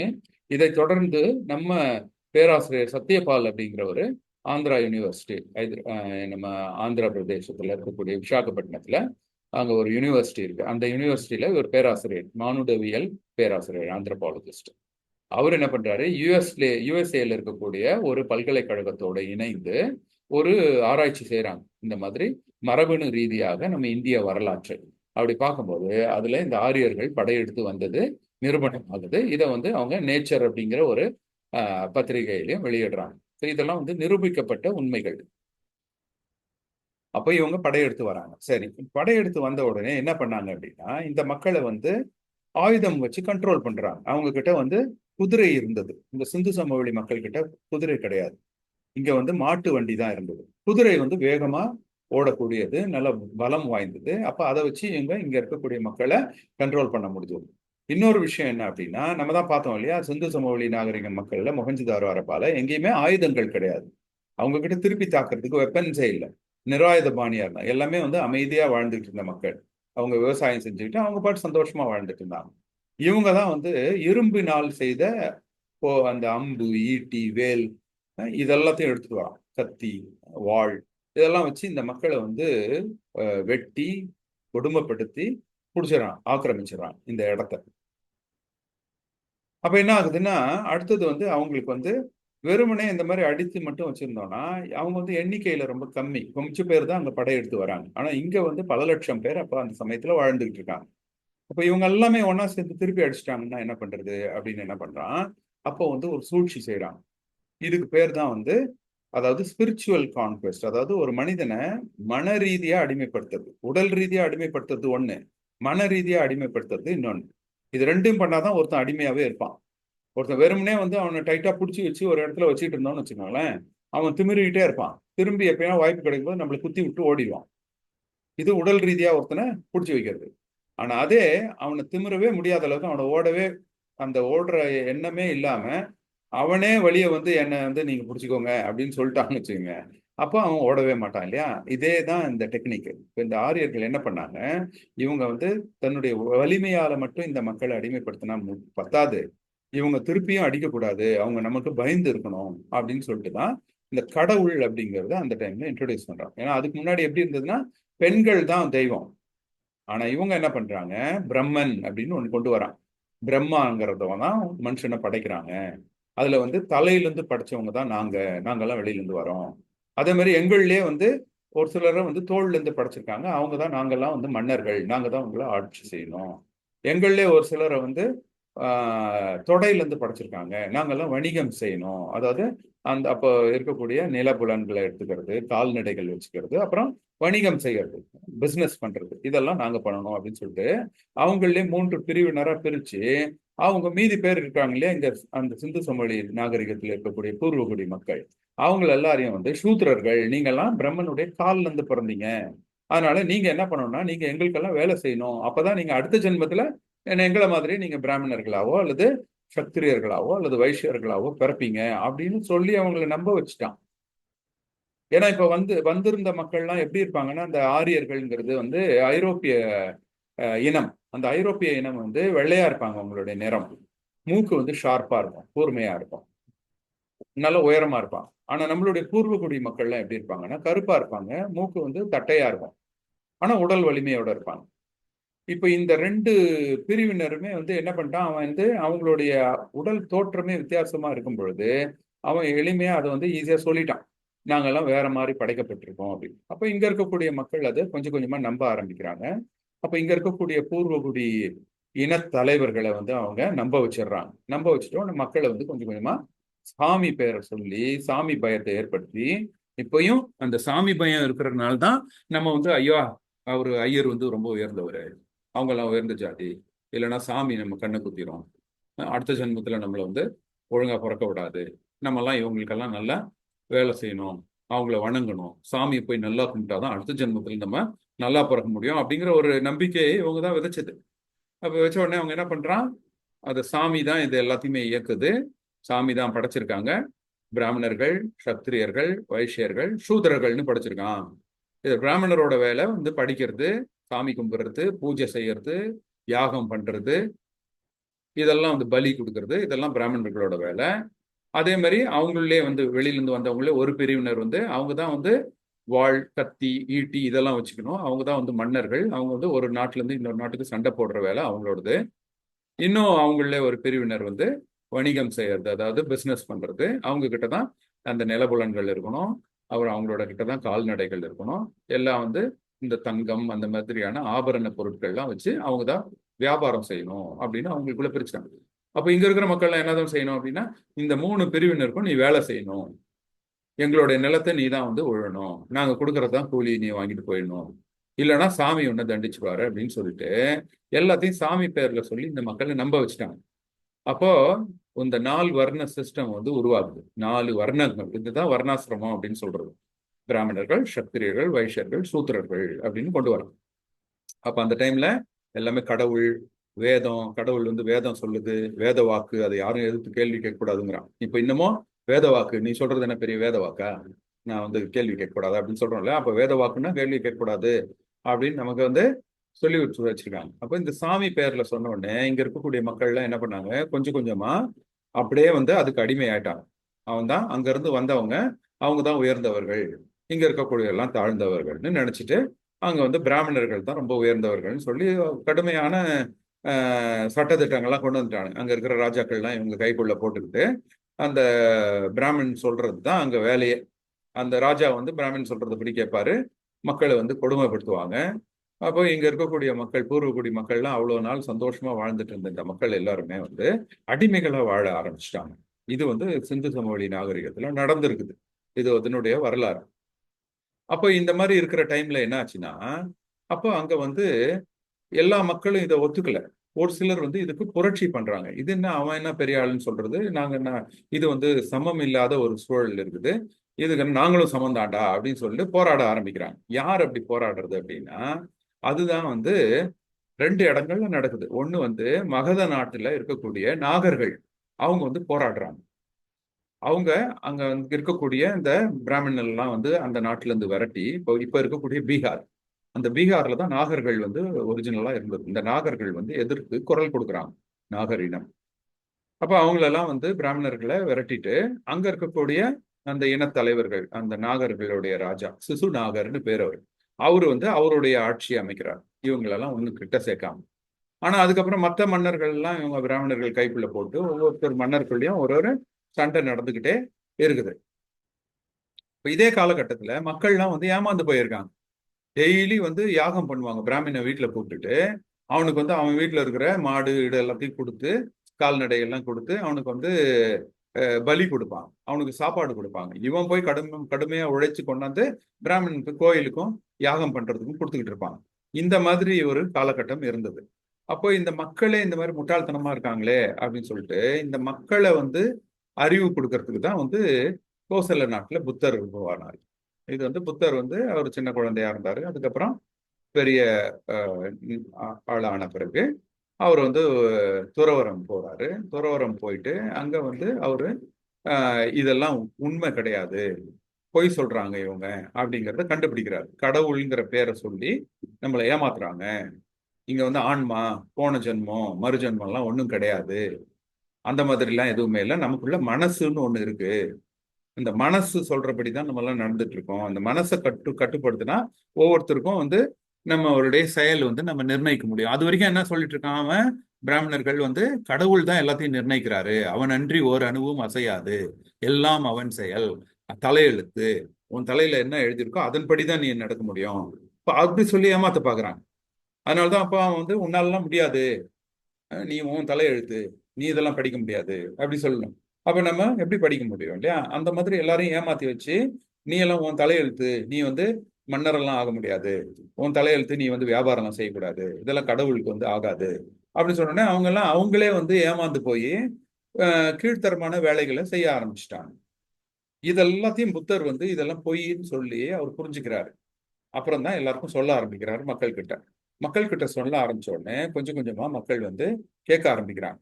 அப்ப வந்து அவங்க வேதங்கள் என்னென்ன சொல்லுது அப்படின்னா, யாகம் பண்ணணும், சாமி கும்பிடணும், சாமிக்கு படையல் போடணும், அதுல வந்து நிறைய வந்து இந்த சாராயம் எல்லாம் குடிக்கணும், அப்புறம் வந்து உங்களுடைய யாகம் பண்ணிட்டு அதுல நெருப்புல வந்து உங்களுடைய கால்நடைகள்லாம் கொண்டு, அதாவது ஆடு மாடெல்லாம் போடணும், அதுல இருக்கிற அந்த கறி எங்களுக்கு கொடுக்கணும் அப்படின்னு சொல்லி இவங்க வாங்கி சாப்பிட்டுட்டு இருந்தாங்க பிராமணர்கள்.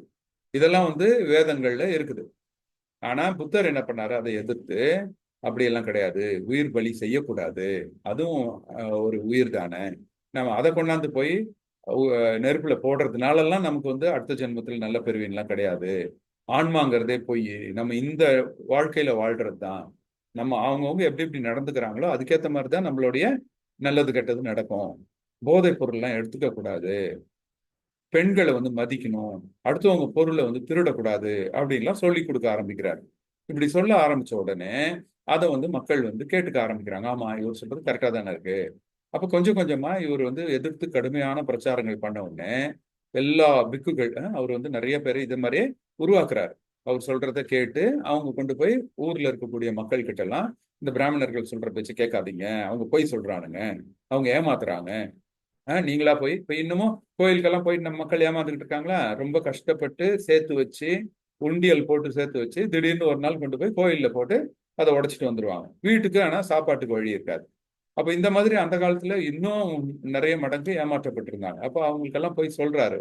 எடுத்து சொன்ன உடனே மக்கள்லாம் வந்து கேட்க ஆரம்பிக்கிறாங்க. அப்புறம் அங்க இருக்கக்கூடிய அந்த ராஜாக்கள்லாம் இருப்பாங்க இல்லையா, குட்டி குட்டி அந்த ஏற்கனவே இருந்தக்கூடிய இனத்தலைவர்கள், அவங்க கிட்ட எல்லாம் சொல்றாங்க, அவங்களை ஏமாத்திக்கிட்டு இருக்காங்க, அங்க பாரு நாகர், சிசு நாகர் வந்து அறிவாளியா செய்யறாரு, அதே மாதிரி நீங்களும் செய்யுங்கடா அப்படின்னு சொல்லி ஒவ்வொரு ராஜாக்கள் கிட்டையும் சொன்ன உடனே அப்புறம் மக்கள்லாம் வந்து அவர் பின்னாடி போக ஆரம்பிக்கிறாங்க. அப்புறம் எல்லாம் புரிஞ்சுக்கிறாங்க.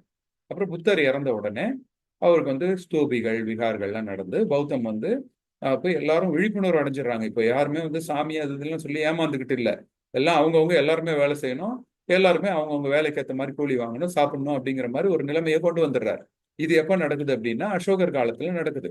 அசோகருடைய பேரரசு மௌரிய பேரரசு உருவாகுது. அசோகர் வந்து பௌத்தம் ஏற்றுறாரு. பௌத்தம் ஏற்ற உடனே அவர் என்ன பண்றாரு? புத்திஸ்ட் பிரின்சிபல், அதாவது பௌத்த தத்துவம் என்ன சொல்லுது? எல்லாரும் சமம்னு சொல்லுது. ஏன்னா அது வரைக்கும் என்னாச்சு, பிராமணர்கள் சொன்னதுதான், அவன் வந்து மனு தர்மம் வேதம் அதெல்லாம் சொல்லிட்டான். வேதத்துல இப்படிதான் எழுதியிருக்கு, பிராமணர்கள் நாங்க தான் வந்து சாமியால உயரமா படைக்கப்பட்டிருக்கோம், மீதி பேரெல்லாம் தாழ்ந்தவர்கள்னு சொல்றான் இல்லையா. ஆனா அசோகர் வந்த பிறகு புத்தருடைய போதனைகள்லாம் கேட்டதுனால அவர் என்ன பண்றாரு? அவர் வந்து சட்டத்தின் முன் அனைவரும் சமம்னு ஒரு ஆட்சியை கொண்டு வர்றாரு. அப்போ வந்து பௌத்தம் தான் அவர் எல்லா இடத்துலயும் ஸ்ப்ரெட் பண்றாரு. நிறைய புத்த ஸ்தூபிகள் வைக்கிறாரு.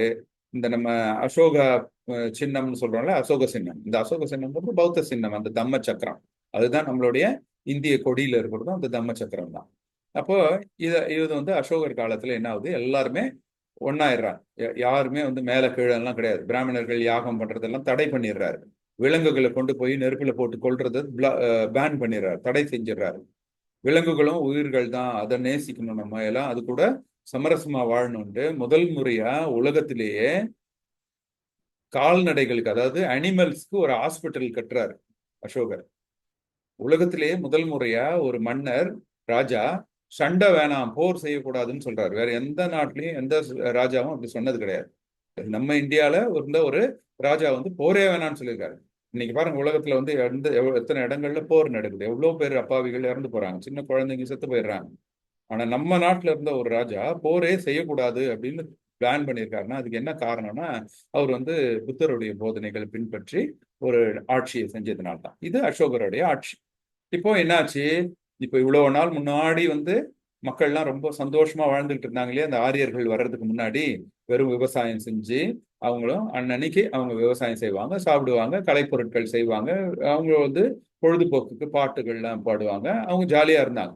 அந்த மாதிரி இருந்த சமயத்துலதான் இவங்க வந்து ஆரியர்கள் உள்ள வந்து அவங்கள பிடிச்சி நசுக்கி அவங்கள வந்து மேல கீழன்னு சொல்லி அவனை யாகம் பண்ண சொல்லி அவனுடைய அறிவையே இல்லாம பண்ணிட்டு அடக்கி வச்சிருந்த சமயத்துல மறுபடியும் புத்தர் வந்து எல்லாருக்கும் பகுத்தறிவு கொடுத்து அசோகர் காலத்துல வந்த உடனே அசோகர் காலத்துல மக்கள் எல்லாம் திருப்பி சந்தோஷமா வாழ ஆரம்பிச்சாங்க. எல்லாரும் சமம், யாருமே வந்து இந்த சாமி எல்லாம் நம்பிக்கிட்டு அங்க கிடையாது, எல்லாமே அறிவை பயன்படுத்தினாங்க. 300 வருஷம் இந்த மாதிரி அசோகர் ஆட்சி செஞ்சார்.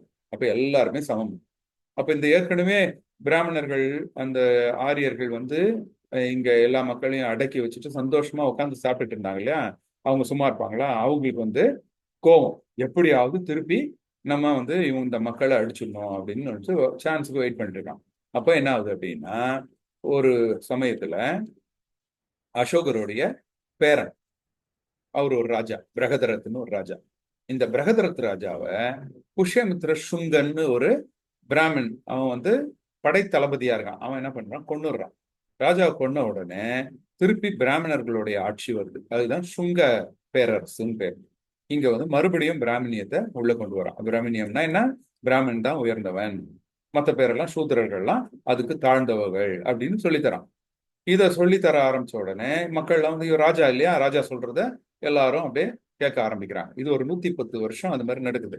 அதுக்கப்புறம் வரவங்க எல்லாருமே என்ன பண்றாங்க, பிராமணியத்தை மறுபடியும் கொண்டு வராங்க. அப்ப புத்தருடைய போதனை என்ன சொல்லுது, எல்லாரும் சமம், நம்ம ஒழுக்கமா இருக்கணும், பகுத்தறிவோடு இருக்கணும், சாமி எல்லாம் நம்பிக்கிட்டு இருக்க கூடாதுன்னு புத்தருடைய போதனை சொல்றாங்க பிக்குகள். ஆனா இந்த பக்கம் பிராமணர்கள் என்ன பண்றாங்க, இல்ல இல்ல சாமி தான் எல்லாரையும் படைக்குது, இனி எல்லாம் கீழே, நாங்க தான் மேல அப்படின்னு சொல்றாங்க. அப்ப இந்த ரெண்டு பேருக்கும் ஒரு வாக்குவாதம் வருதா. அப்ப என்ன பண்றான் ராஜா வந்து பிக்குகள் எல்லாம் அழிச்சிடறான். அவங்க புக்குகள்ல தலையை வெட்டி கொள்ளுன்றாங்க. அந்த எங்கெங்கெல்லாம் புத்தருடைய நூல்கள் எழுதி வச்சிருக்காங்க அதெல்லாம் அழிச்சிடுறான், எரிச்சிடுறான், ஆத்துல தூக்கி போட்டுறான். புத்த விகார்கள் இருக்குல்ல அதெல்லாம் இடிச்சிடுறான்.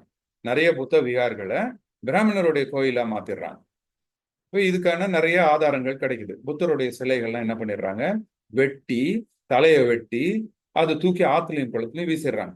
அதனால்தான் நம்ம இப்ப கூட நமக்கு அங்கங்கெல்லாம் புத்தர் சிலை கிடைக்குதுன்னு பார்த்தோம்னா நமக்கு வந்து பள்ளம் தோண்டி எடுக்கும்போது எங்கன்னா வந்து குளத்துக்கு தூர் வரும்போது அங்க புத்தர் சிலை கிடைக்கும், எங்கன்னா ஆற்று கரையோரத்துல புத்தர் சிலை கிடைக்கும். அதெல்லாம் வந்து அந்த காலத்துல எல்லாம் வெட்டி தூக்கி வீசி எறிஞ்சது தான். இப்போ அந்த சிலைகள் தான் நம்ம இப்ப நிறைய இடங்கள்ல பாக்குறோம். அதுவும் இப்போ சாதாரணமா ஒரு சிலை வந்து அதுவா டேமேஜ் ஆகிருக்குதுன்னா அங்கங்க கை காலெல்லாம் உடையும். ஆனா இப்ப நம்ம கண்டுபிடிச்சு எடுக்கிற எல்லா சிலைகளும் தலையை வெட்டி இருக்கும். தலையை வந்து ஒரு மனுஷனை வெட்டுற மாதிரி வெட்டி இந்த புத்தர் சிலைகளை அழிச்சிருக்கிறாங்க. இதெல்லாம் ஒவ்வொரு ஊர்லயும் நம்ம பாக்குற சிலைகள் இப்ப கூட பாக்குறோம். அதெல்லாம் எல்லாம் கரெக்டா தலை மட்டும் வெட்டி, தலை வேறு அதனுடைய உடம்பு வேறையா பிரிச்சு புத்தர் சிலைகளை அழிச்சிடுறாங்க. அப்ப என்ன பண்றாங்க, நம்ம மக்களும் வந்து வேற வழி இல்லாம புத்தருடைய அந்த சிலையை வணங்க முடியாம போயிடுது. அப்புறம் என்ன பண்றாங்க, ஒரு சில இடங்கள்ல புத்தருடைய தலையை வந்து ராஜா வந்து வெட்டிடுறானா, அப்போ வந்து இவங்க பயந்துகிட்டு வேற தலையை வச்சு வணங்க ஆரம்பிக்கிறாங்க புத்தரை. அந்த மாதிரி வேற தலை செஞ்சு வைக்கிறது தான் முனியப்பன். இந்த முனி அப்படிங்கிறது வந்து புத்தருடைய இன்னொரு பேர். அதனால முனியப்பன் அப்படின்னு போட்டு வணங்குறாங்க. இப்போ சேலத்துல கூட அங்க வந்து ஒரு இந்த மாதிரிதான் ஒரு முனியப்பன் கோயில்னு ஒண்ணு இருந்து அது வந்து ஆக்சுவலா புத்தர் சிலைன்னு கண்டுபிடிச்சு இப்ப கோர்ட்ல கேஸ் போட்டு அது வந்து நம்ம மக்கள் வந்து அதை ஜெயிச்சிருக்கிறாங்க. இது வந்து புத்தருடைய சிலை தான் இது, இது வந்து முனீஸ்வரன் சிலை எல்லாம் கிடையாது, இது வந்து இந்து கோயில் சிலை கிடையாது அப்படின்னு சொல்லி தீர்ப்பு கொடுத்துருக்காங்க. அப்படின்னா இதுல இருந்து என்ன தெரியுது நமக்கு, அப்ப நம்மளுடைய வரலாறு எப்படி வந்து மாத்தி வச்சிருக்காங்க பாருங்க. அப்ப நம்ம இதுக்கு எல்லாத்துக்குமே நமக்கு ஆதாரங்கள் கிடைச்சிட்டே இருக்கு. அதே மாதிரிதான் மதுரையிலயும் அதே மாதிரிதான் பாண்டி முனி அப்படின்னு ஒரு கோயில் இருக்கு, அது வந்து புத்தருடைய சிலை, அதுல தலையை மட்டும் இந்த மாதிரி மாத்தி வச்சிருக்காங்க. இப்போ இந்த மாதிரி நிறைய இடங்கள்ல என்ன பண்ணிட்டாங்க, புத்தர் சிலைய தலையை வெட்டாம இருக்கிறதெல்லாம் அவங்கள வந்து இந்த பிராமணர்கள் என்ன பண்ணிட்டாங்க, நாமம் போடுறது இல்லைன்னா பட்டையை போட்டு அதை வந்து பெருமாள் இல்லைன்னா சிவன்னு மாத்திடுறாங்க. அந்த மாதிரிதான் நம்ம நிறைய இடங்கள்ல பாக்குறோம். நிறைய இதுக்கு வந்து ஒரு புக்கே இருக்கு, திருப்பதி பாலாஜி, திருப்பதியில இருக்கக்கூடிய இந்த திருப்பதி கோயில் கூட புத்தர் சிலை தான் அப்படின்னு சொல்லிட்டு ஒரு பெரிய ஒரு புக்கே வந்து அதுக்கு ஆராய்ச்சி செய்து போட்டிருக்காங்க. அது மாதிரி நிறைய இடங்கள்ல சபரிமலையில இருக்கிறது கூட புத்தர் சிலை தான், அது வந்து கோர்ட்ல கேஸ் போட்டு கேரளா ஹைகோர்ட்ல அது வந்து புத்தர் சிலை தான் அப்படின்னு சொல்லி ஒத்துக்கிறாங்க. இப்போ சபரிமலையில இருக்கக்கூடிய அந்த மாதிரி உட்கார்ந்து இருக்கக்கூடிய புத்தர் சிலையை நம்ம எங்க பாக்குறோம் அப்படின்னா, இது வந்து இதுல சஞ்சய் காந்தி நேஷனல் பார்க்குன்னு ஒண்ணு இருக்கு மும்பைல. இந்த மும்பைல வந்து கண்ணேரின்னு ஒரு குகை இருக்கு, பௌத்த குகை. இந்த கண்ணேரி குகைகள்ல புத்தர் சிலை இப்படிதான் இருக்கு. கரெக்டா அந்த ஐயப்பர் சிலை உட்காந்துருக்க மாதிரி இருக்கு பாருங்க. இந்த மாதிரியான நிறைய கோயில்கள்ல வந்து புத்தருடைய சிலைகள் தான் எடுத்து கோயில்களா மாத்திடுறாங்க. இப்ப நார்த் இந்தியாலாம் பார்த்தோம்னா நிறைய இடங்கள்ல புத்தருடைய இது வந்து தெரியும். அப்போ வந்து இதெல்லாம் பாருங்க, இதெல்லாம் புத்தர் சிலை தான். அதை வந்து அம்மனாவும் மாத்திடுவாங்க, இல்லைன்னா பெருமாள், இல்லைன்னா வந்து சிவன் கோயில். இப்ப கூட விருதுநகர் கிட்ட ஒரு சிவன் கோயில்ல புத்தர் சிலையை வந்து கண்டுபிடிச்சிருக்காங்க. சிவன் கோயில்ல புத்தர் சிலை அப்படின்னா என்ன அர்த்தம்? ஏற்கனவே புத்தர் இருந்த இடத்துல அதை தூக்கி போட்டுட்டு சிவனை வச்சிருந்திருக்காங்க. இப்ப இது மயிலாடுதுறையில ஒரு புத்தர் சிலை இருக்கு, அந்த இடத்துல பெருஞ்சேரிங்கிற இடத்துல.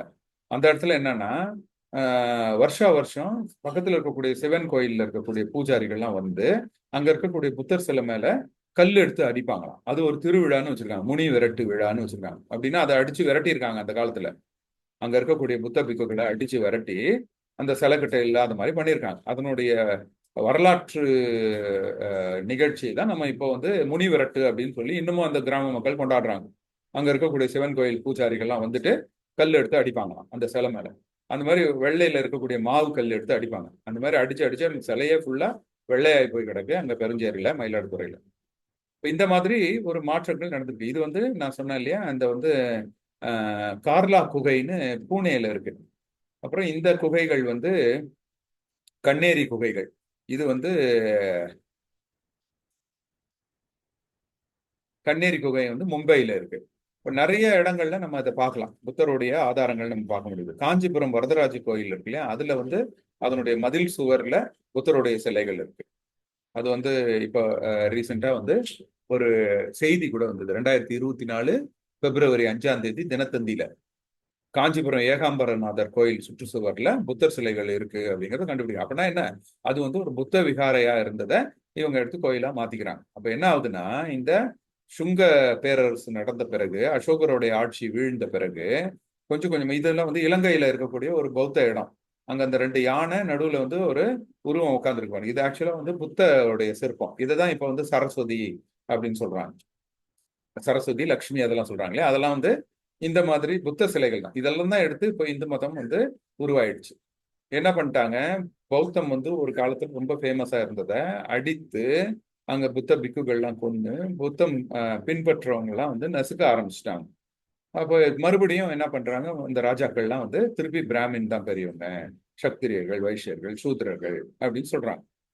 இப்போ இதை வந்து எதிர்த்து ஆனா நிறைய புத்திசம் ஃபாலோ பண்ணவங்க இதெல்லாம் ஒத்துக்கல. அதெல்லாம் நாங்க ஒத்துக்க முடியாது, புத்தர் எங்களுக்கு சொல்லி இருக்கிறாரு இந்த மாதிரி எல்லாம் பொய், இது எல்லாரும் பிறக்கிறதுலே சமம் தான், சாமி எல்லாம் கிடையாது, சாமி ஒன்றும் படைக்கல, இந்த ஆன்மா மறுபிறப்பெல்லாம் ஒன்றும் கிடையாது, நீங்க பொய் சொல்றீங்க அப்படின்னு சொல்லிட்டு அவங்களுக்கு சொல்றதை நம்பாம கொஞ்சம் பேர் இருக்காங்க.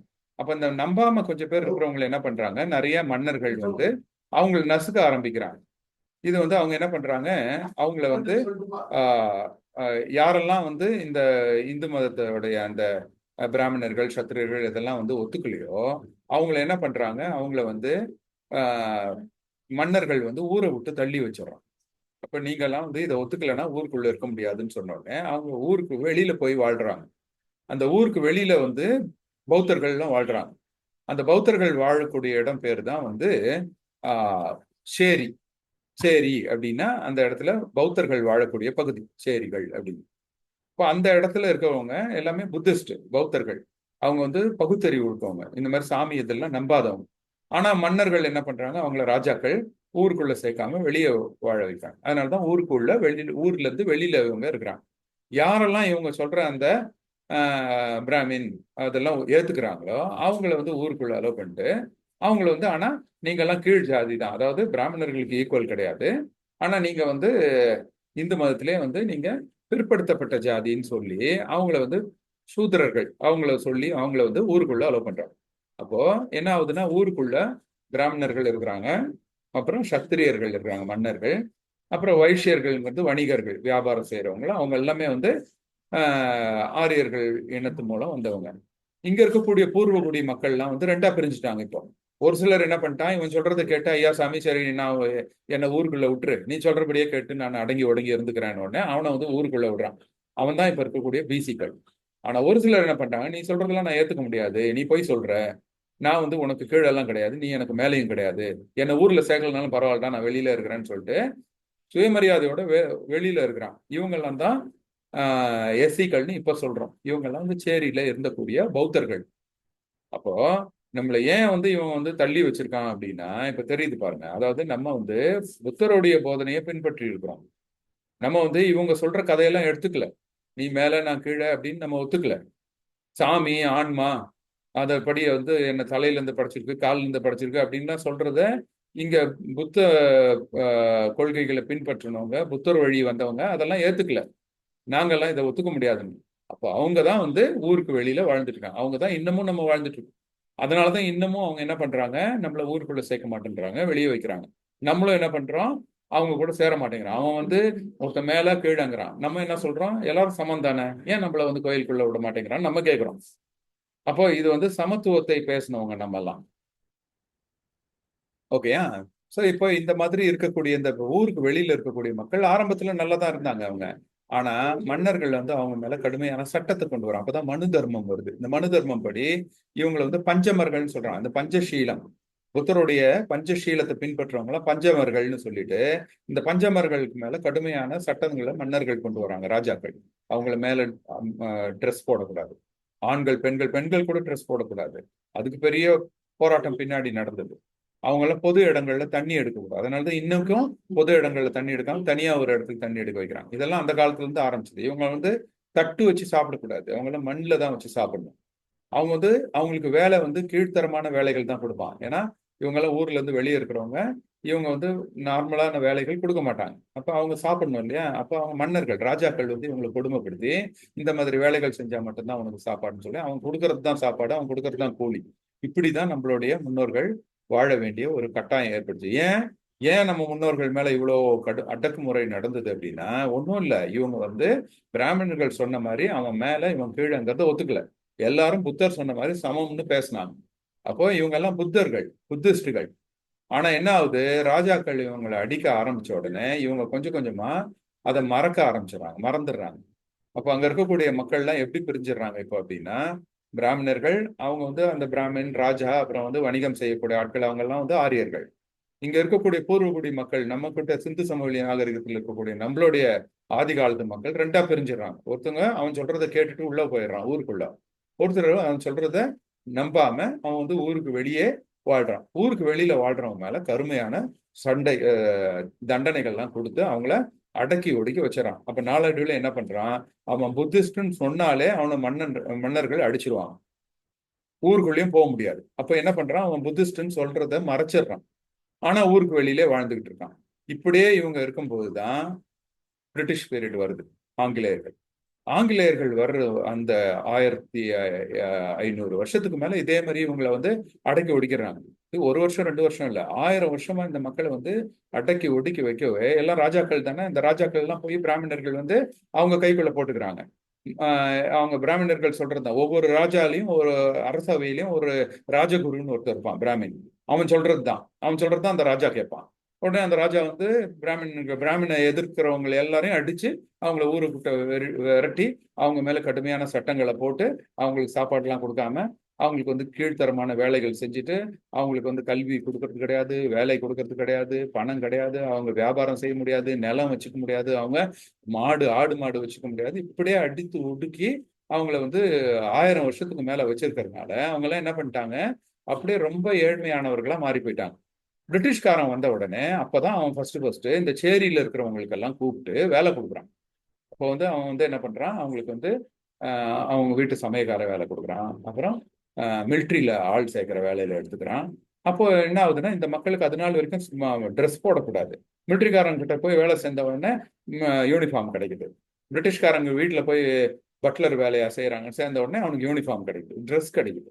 அப்புறம் என்ன பண்றாங்க, கொஞ்சம் கொஞ்சமா ஆங்கிலேயர்கள் என்ன பண்றாங்க, நம்ம அந்த தலித் குழந்தைகளை கூப்பிட்டு ஸ்கூல்ல படிக்க வைக்கிறான், ஸ்கூல்ல படிக்கிறாங்க. அப்புறம் அப்பதான் வந்து அவங்க என்ன பண்றாங்க, இந்த பெண்களுக்கு வந்து மேல ட்ரெஸ் போடக்கூடாதுன்னு சட்டம் இருந்துச்சு இல்லையா? அதெல்லாம் பார்த்தோன்னா பிரிட்டிஷ்காரனுக்கு கோவம் வந்துருச்சு. என்னது இது, எல்லாருமே மனுஷங்க தானே, இவங்க இவங்க போட வேணாம்னு அவன் என்ன தடுக்கிறதுன்னு சொல்லிட்டு இவங்களுக்கு வந்து சட்டத்தின் மூலம் வந்து நீங்க எல்லாம் போட்டுக்கலாம் அப்படின்னு சொல்லி அவங்களுக்கு உரிமை கொடுக்குறாங்க. அந்த மாதிரி தான் 1865 தான் நிறைய பெண்களுக்கு வந்து அவங்களுடைய மேலாடை போடுறதுக்கே அவங்களுக்கு பர்மிஷன் கிடைக்குது. இதெல்லாம் வந்து பிரிட்டிஷ்காரன் கொடுக்குறது.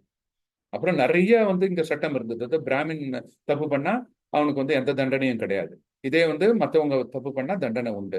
இதையும் பிரிட்டிஷ்காரன் பார்த்தான். அது என்ன பிராமின், நீ யார் பண்ணாலும் தப்பு தப்பு தான் அப்படின்னு சொல்லிட்டு யார் செஞ்சாலும் ஒரே தண்டனை தான் அப்படின்னு 1817 சட்டம் போடுறான்.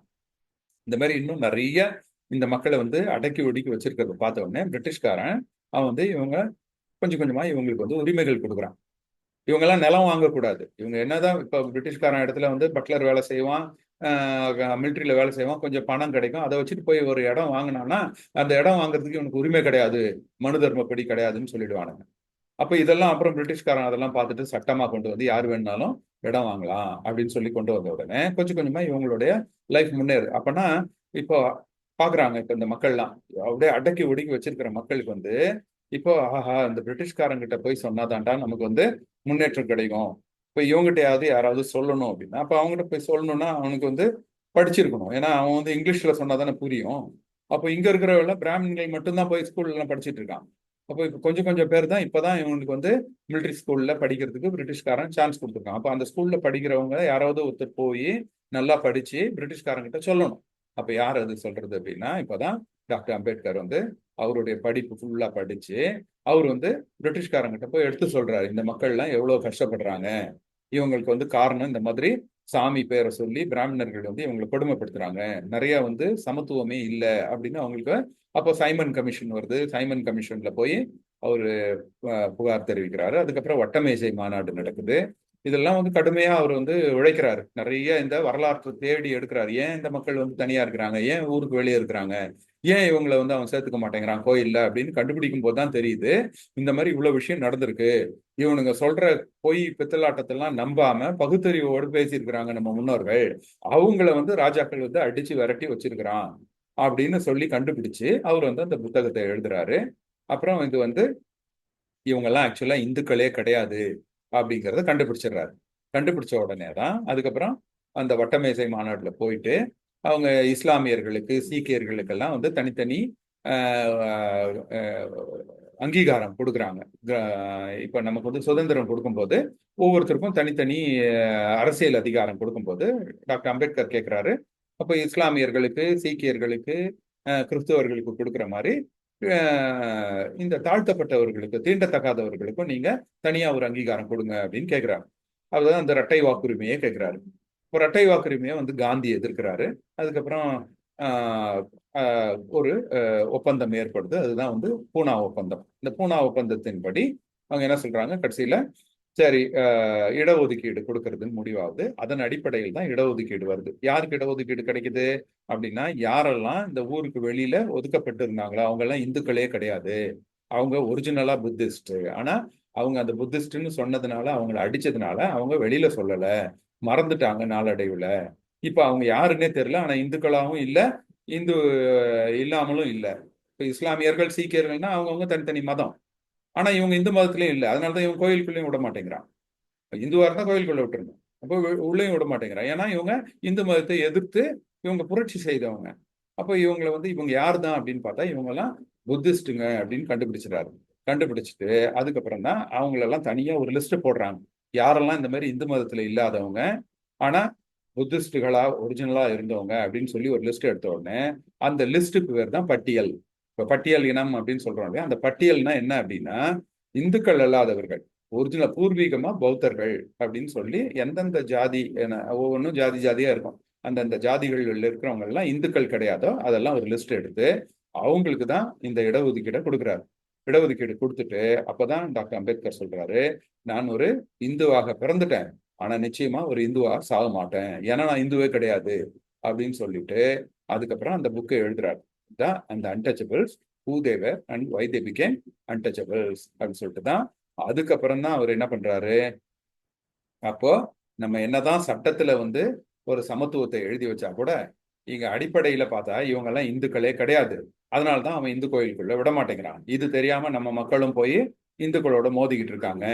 இவங்களுக்கு புரிய வைக்கணும் அப்படின்னு சொல்லிட்டு தான் 1956 பல லட்சம் பேரை சேர்த்து அவர் பௌத்தம் ஏற்கிறார். அவர் புத்திஸ்டா மாறிடுறாரு. ஆனா அதுக்கப்புறம் எல்லாருக்கும் அவர் எடுத்து சொல்றதுக்குள்ள கொஞ்ச நாள்ல அவர் இறந்துடுறாரு. அப்போ என்ன சொல்றாரு, அவர் கண்டுபிடிச்சத எல்லா மக்களுக்கும் எடுத்துட்டு போய் சொல்லி நம்மெல்லாம் ஒரிஜினலாவே நம்ம இந்துக்கள் கிடையாது, நம்ம எல்லாம் புத்திஸ்ட். அதனாலதான் அவர் சட்டத்துல சமத்துவத்தை எழுதினா கூட அந்த சட்டம் இங்க நமக்கு வேலை செய்யணும் அப்படின்னா நம்ம சமூகத்துல இருக்கிறவங்க நம்ம எல்லாம் பகுத்தறிவோட இருக்கணும்.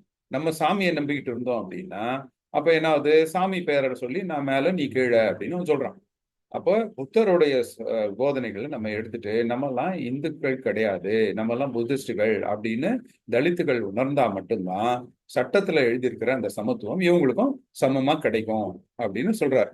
இதுக்கு இப்ப பொதுவா நம்ம நாட்டுல இருக்கிறது பாத்தீங்கன்னா 2 வகையான நம்பிக்கை இருக்கும். ஒண்ணு என்ன, எல்லாம் கடவுள் தான்ப்பா படைக்கிறாரு, அவங்கவுங்க பிறப்பு மாதிரி அவங்கவுங்க பிறப்புக்கு ஏற்ற மாதிரி தான் அவங்க மேலையா கீழையான்னு முடிவு பண்ண முடியும். எதையுமே நம்ம மாத்த முடியாது, எல்லாம் தலைவிதி தான். போன ஜென்மத்துல நம்ம என்ன பண்ணோமோ அதுபடிதான் இப்ப நடக்குது. போன ஜென்மத்துல பாவம் பண்ணிட்டோம்னா இப்ப நம்ம கீழ்பிறவியா பிறந்திருக்கிறோம். போன ஜென்மத்துல நல்லது பண்ணவெல்லாம் இன்னைக்கு நல்லா பூஜாரியா பிறந்திருக்கிறான். ஆனால் கடவுளை நல்லா வணங்கணும்பா, அப்பதான் நம்ம அடுத்த ஜென்மத்துல நல்லா பிறக்க முடியும் அப்படின்னு ஒரு சிலர் சொல்றாங்க.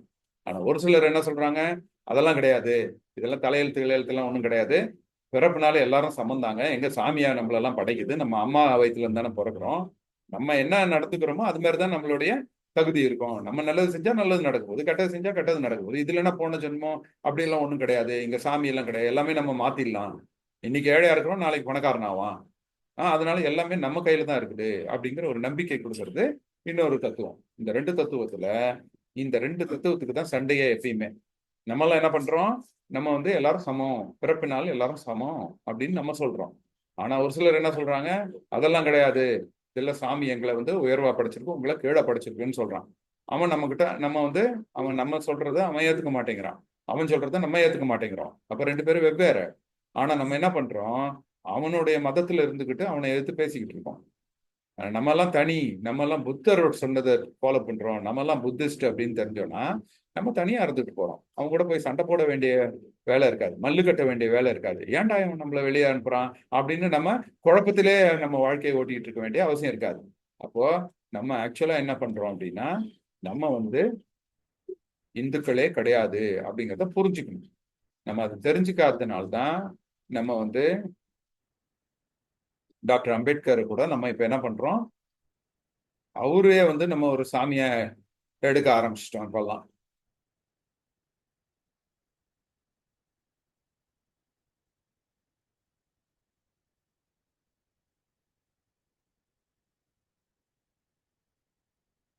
சாமியே வேணான்னு சொன்னாரு.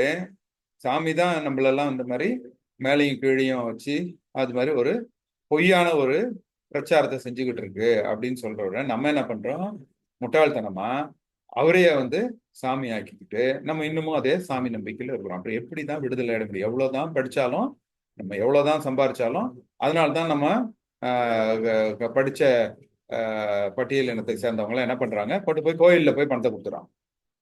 அவனுக்கு உண்மையிலே இந்த நம்ம எல்லாம் இந்துக்கள் இல்லைன்னு தெரிஞ்சா அவங்க என்ன பண்ணுவாங்க, பௌத்த தத்துவப்படி கல்வி கொடுக்கறத பார்ப்பாங்க.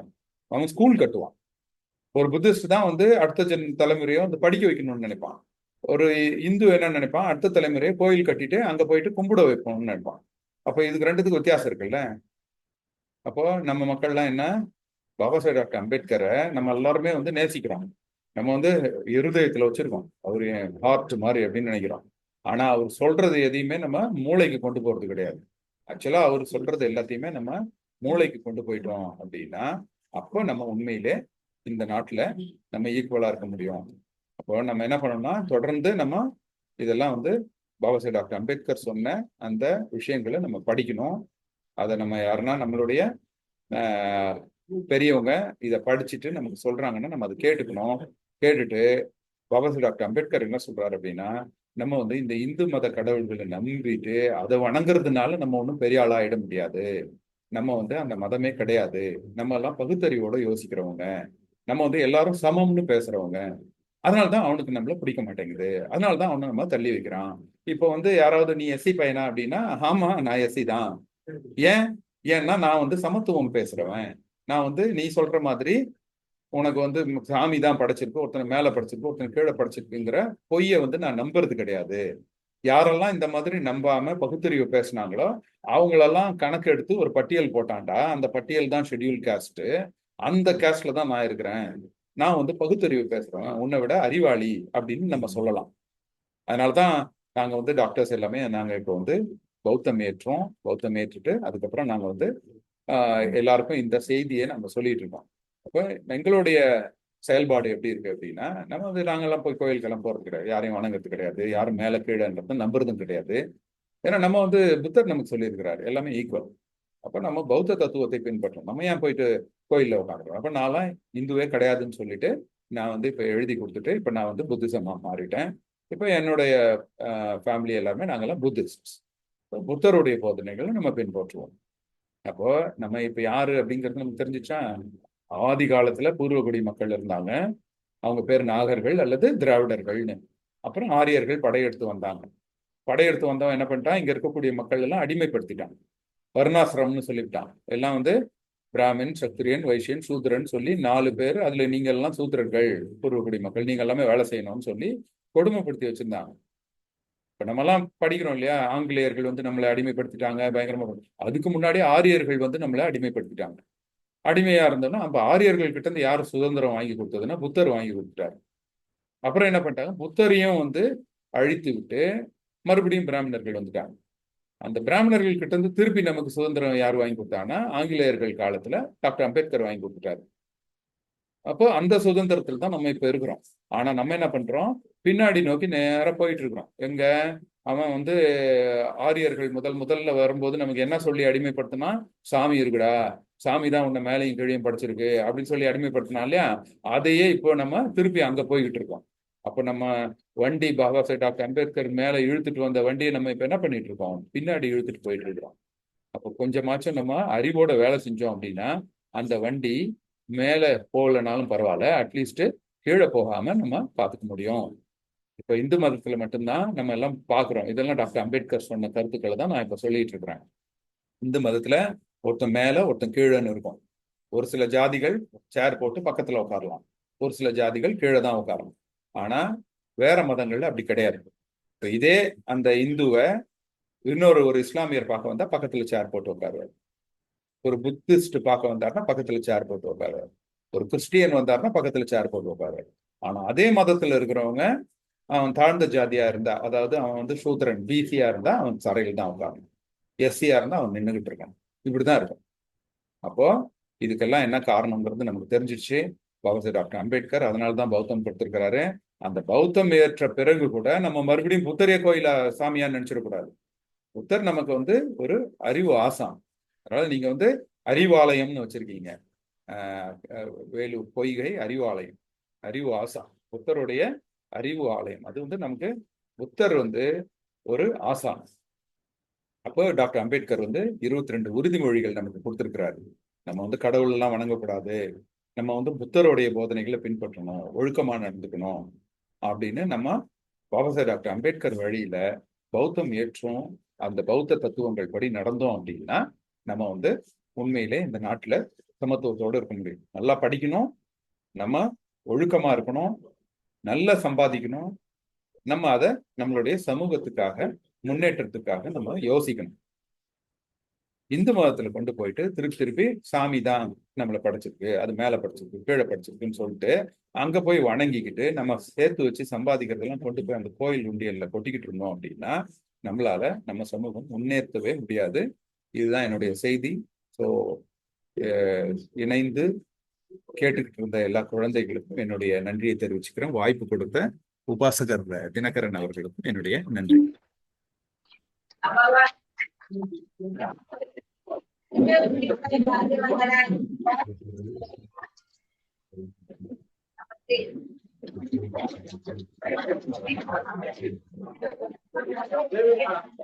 ஜெய் பீம் பிரதர். மகிழ்ச்சி. வாய்ப்பு கொடுத்ததுக்கு மகிழ்ச்சி. எல்லா பிள்ளைங்களுக்கு எந்த அளவுக்கு புரிஞ்சதுன்னு தெரியல. நீங்க அப்புறமா எனக்கு தகவல் கொடுங்க, அவங்களோட இன்டராக்ட் பண்ணுங்க.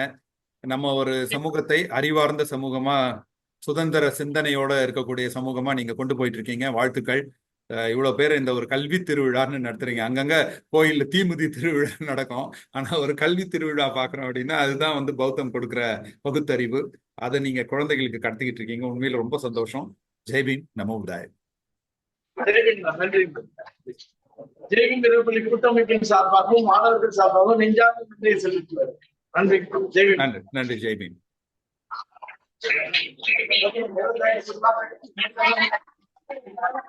ஜெய்பீம். ஜெய்பீம். எல்லாரும் நல்லா படிங்க. நம்ம சார் சொல்ற மாதிரி உங்களுடைய வாழ்க்கையில பகுத்தறிவும் ஒழுக்கத்தையும் ரெண்டு தான். பௌத்தம்னா பகுத்தறிவு, ஒழுக்கம். அது அடிக்கடி நான் சொல்லிட்டு இருக்கேன். நீங்க எல்லாருமே கவனிச்சிட்டு இருக்கீங்க. அதை வந்து அன்றாட வாழ்க்கையில் நம்ம செயல்படுத்தணும். நம்ம எதுனாலும் யார் சொன்னாலும் அது உண்மையா அப்படின்னு யோசிச்சு பார்க்கணும். அடுத்தது நம்ம ஒழுக்கமா இருந்துக்கணும். யார் வேணா எப்படின்னா இருந்துட்டு போறான், நம்ம வந்து நம்ம ஒழுக்கமா தான் இருக்கணும். அவன் போய் சொல்றான் அப்படின்னா நம்ம சொல்லக்கூடாது. அவன் எதனா போதைப் பொருள் எடுத்துக்கிறான், நம்ம எடுத்துக்க கூடாது. ஏன்னா புத்தர் என்ன சொல்றாருன்னா, நல்ல பாதையில நீ போறதுக்கு 4 பேர் எல்லாம் கூட தேவையில்லை. ஒரு காட்டு யானை வந்து எப்படி கம்பீரமா தனியா நடந்து போதே, அந்த மாதிரி நல்ல விஷயத்தை நீ தனியா இருந்தாலும், அங்க எல்லாரும் போய் சொல்றான்ப்பா, நான் மட்டும் போய் சொல்றேன், பரவாயில்ல, நீ வந்து ஒரு கம்பீரமான காட்டு யானை. அதனால நீ பயப்படாம நீ அந்த இடத்துல ஒழுக்கத்தோடு இருக்கணும். ஒழுக்கத்தை மட்டும் நம்ம எப்பயுமே விட்டு தரவே கூடாது. ஒழுக்கமும் அறிவும் தான் நம்மளை வந்து நம்ம சமூகத்தை முன்னேற்ற போது. அதுக்கு வந்து இந்த மாதிரியான நிகழ்ச்சிகள், இந்த மாதிரியான அமைப்புகள் தேவைப்படுது. ஜெய்பீம், நமோ புதாய.